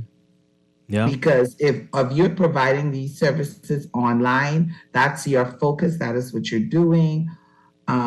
you certainly won't need that full complement of staff that you used to. Yeah. So it'll be interesting to see if they're going to put them in different departments or we're going to see separation packages. Is the goal of this just to, I guess, be with the times, or is the goal of this really that they want to internally, they have a number that they'd like to reduce staff by in Turks and Caicos and the Bahamas? Let's hear what you have to say about it, folks. 323-6232, 325-4316, 325-4259. Tweet us, Facebook us, text us, 422-4796. Good morning, caller. You're on the air. Holidays talking away along with you and your guest, Dwight. Good morning. Dwight, what the bank are doing? Alleviating the long line? Well, not directly, but yeah, I guess it will. But they don't. Well, the thing is, if they do not do that, then they should have some sort of restroom because during the pandemic, right? You had a long line. They had long lines to the banks, and guess what? No restroom. That was very much pathetic. Yeah. Well, that's what they're saying. Most of these things, they're not going to have tellers, as many tellers anymore, so you won't need to come into the bank. Yeah, let me say something else. With this situation with this what do you call it? Something X. What do you call FTX. FTX. Right. That company even not licensed. I don't know what you're talking about. Say it again? I don't think that's correct. Okay. Yeah. All right. 323-6232, 325-4316, 325-4259. Tweet us, Facebook us, text us, 422-4796. So, Dwight, are you a big online banker? I certainly don't go into banks. I don't go into branches. Like you said, the last time for me personally was to pick up a debit card.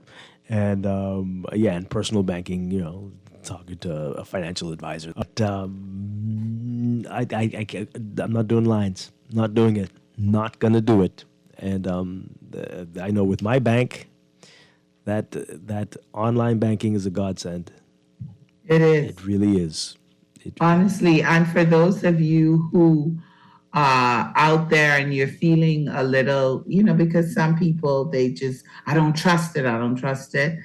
I know personally, I haven't really encountered any major issues. And if there's an issue, it was easily resolved. But First Caribbean won't be the first and last. And so I think that we have to prepare ourselves that this is the way. I think that other banks will also be doing the same if they have not done so already. Yeah. I know to a certain extent, Scotiabank already had a system in place for several years that if you were withdrawing under a specific amount, that you just had to do it at the ATM. Yeah. So we're going to see more and more a push for you to do online banking and for you to do your banking at the ATM. And so as much as some may not want this to happen, may not like this, prepare yourself. I've had, and the central bank has said they're phasing out checks, and so businesses are getting ready for that to change. The only issue, I had an incident. Was that this year or last year where I got a check and it was a holiday weekend. I think it was a long holiday weekend, and that was deposited. And of course, it felt like 100 days for that to clear because it was a holiday weekend. And I think if we're moving to this, we're going to need to change that model. Absolutely. I agree. Someone's going to need to be in there to deal with the ATM stuff on the weekends. Right? Whether it's a holiday or not. I had that same issue. Yeah. I had that same issue. I was like, listen, so I know exactly what you're talking about. Yeah. The turnaround time, the clearing time for checks when you make the deposit to the ATM. Exactly.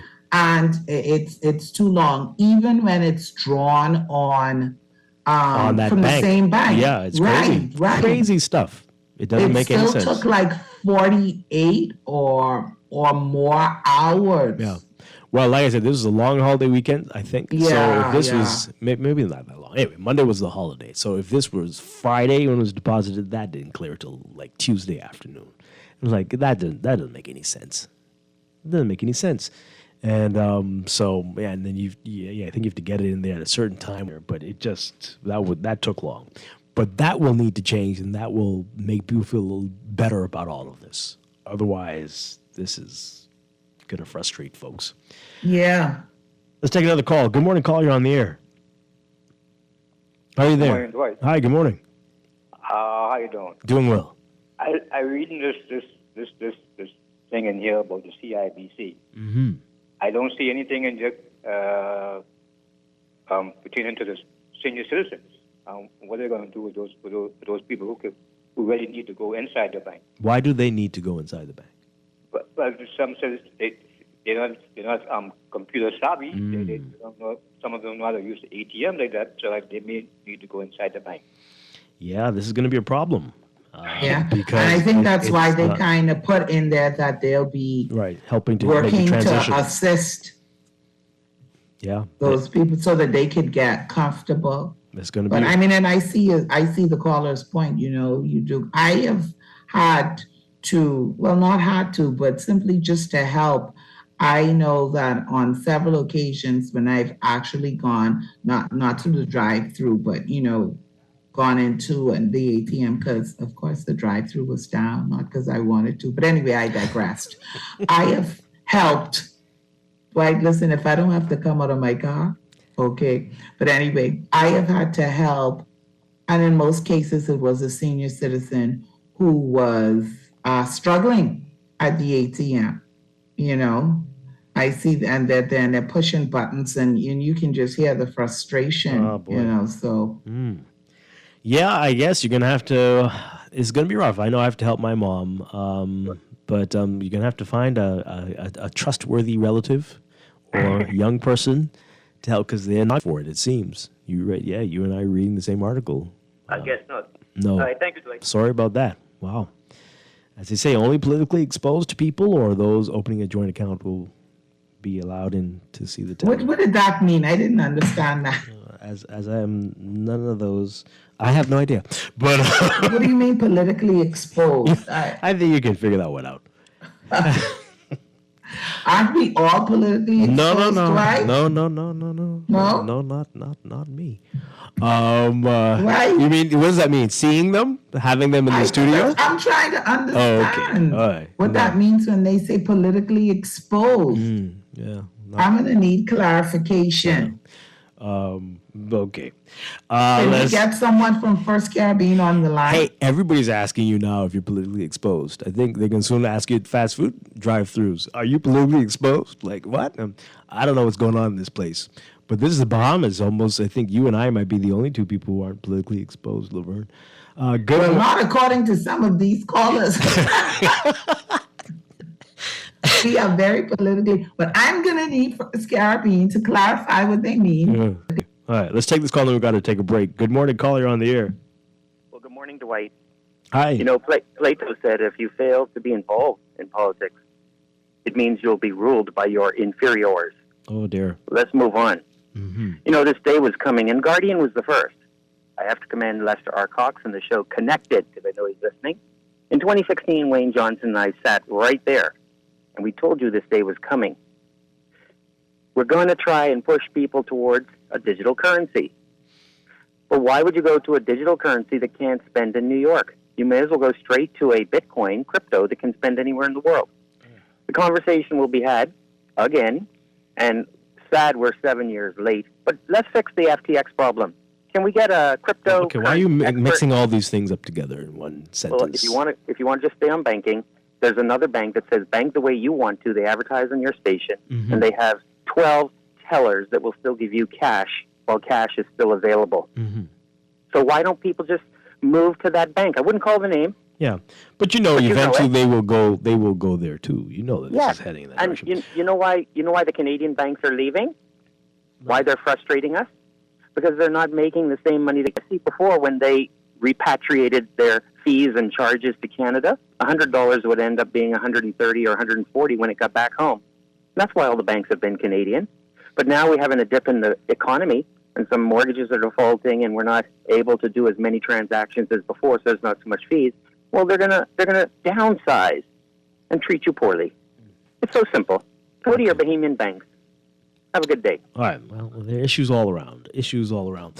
But you're being unfair to the digital currency, Graham. I hear you all the time on other shows as well saying this stuff. I mean, if you're traveling, you better have a debit card or a credit card. You know this. I mean, there are people still just wholesale cashing it everywhere they go when they travel. Okay, it's dangerous stuff. Very dangerous stuff.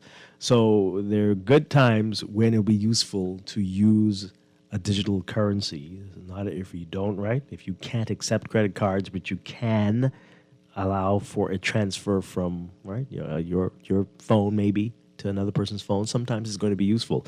I don't think it can be anybody's only means of dealing with fiat, right? I don't think that's going to be what it was intended to be. I don't think so at all. But I think painting a negative. We're going to take this quick break. Yep. And then be back to wrap things up. Stay with us. Pretty baby, just when I thought it was over. And now you got me running.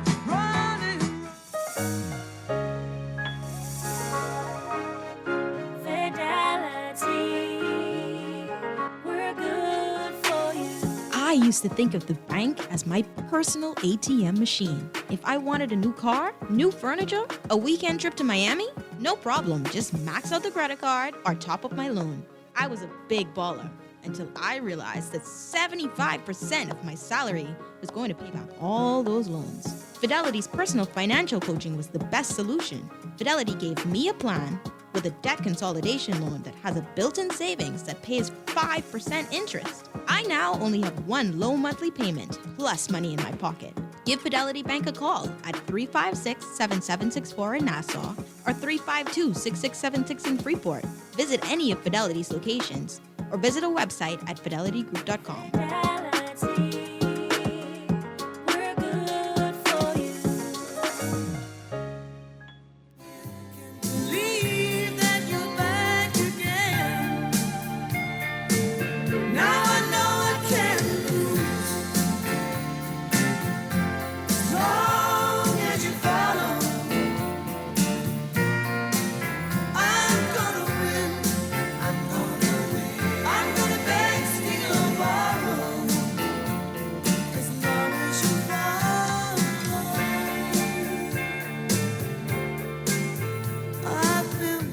We're back here with Morning Blend Business on Guardian Radio 96.9. Dwight Strong with Laverne Gardner. We got less than a minute to go. Let me read some of these messages really quick. Bahamians always complain. There are 3 Bahamian banks and none has ever said they are limiting their services. I swear Bahamians like bad treatment, like they're being forced to bank with certain people.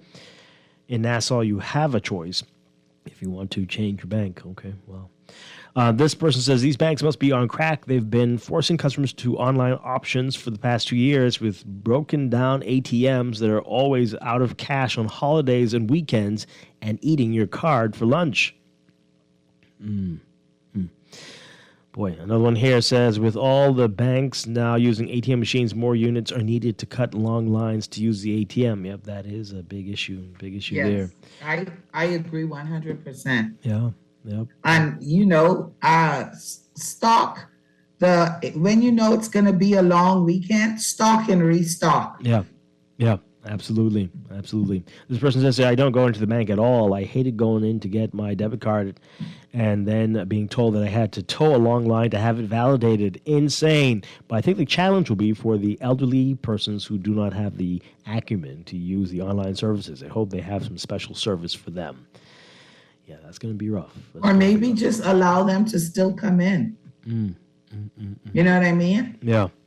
Like, yes, you can get them. You try to get, if they're coming to make like a simple withdrawal, you could take them to the ATM. But for other services that may be a little bit more complicated, that they may have a little more issue with, maybe still allow senior citizens to come in. Yeah. And you can set parameters around that. You can say you have to come in with ID.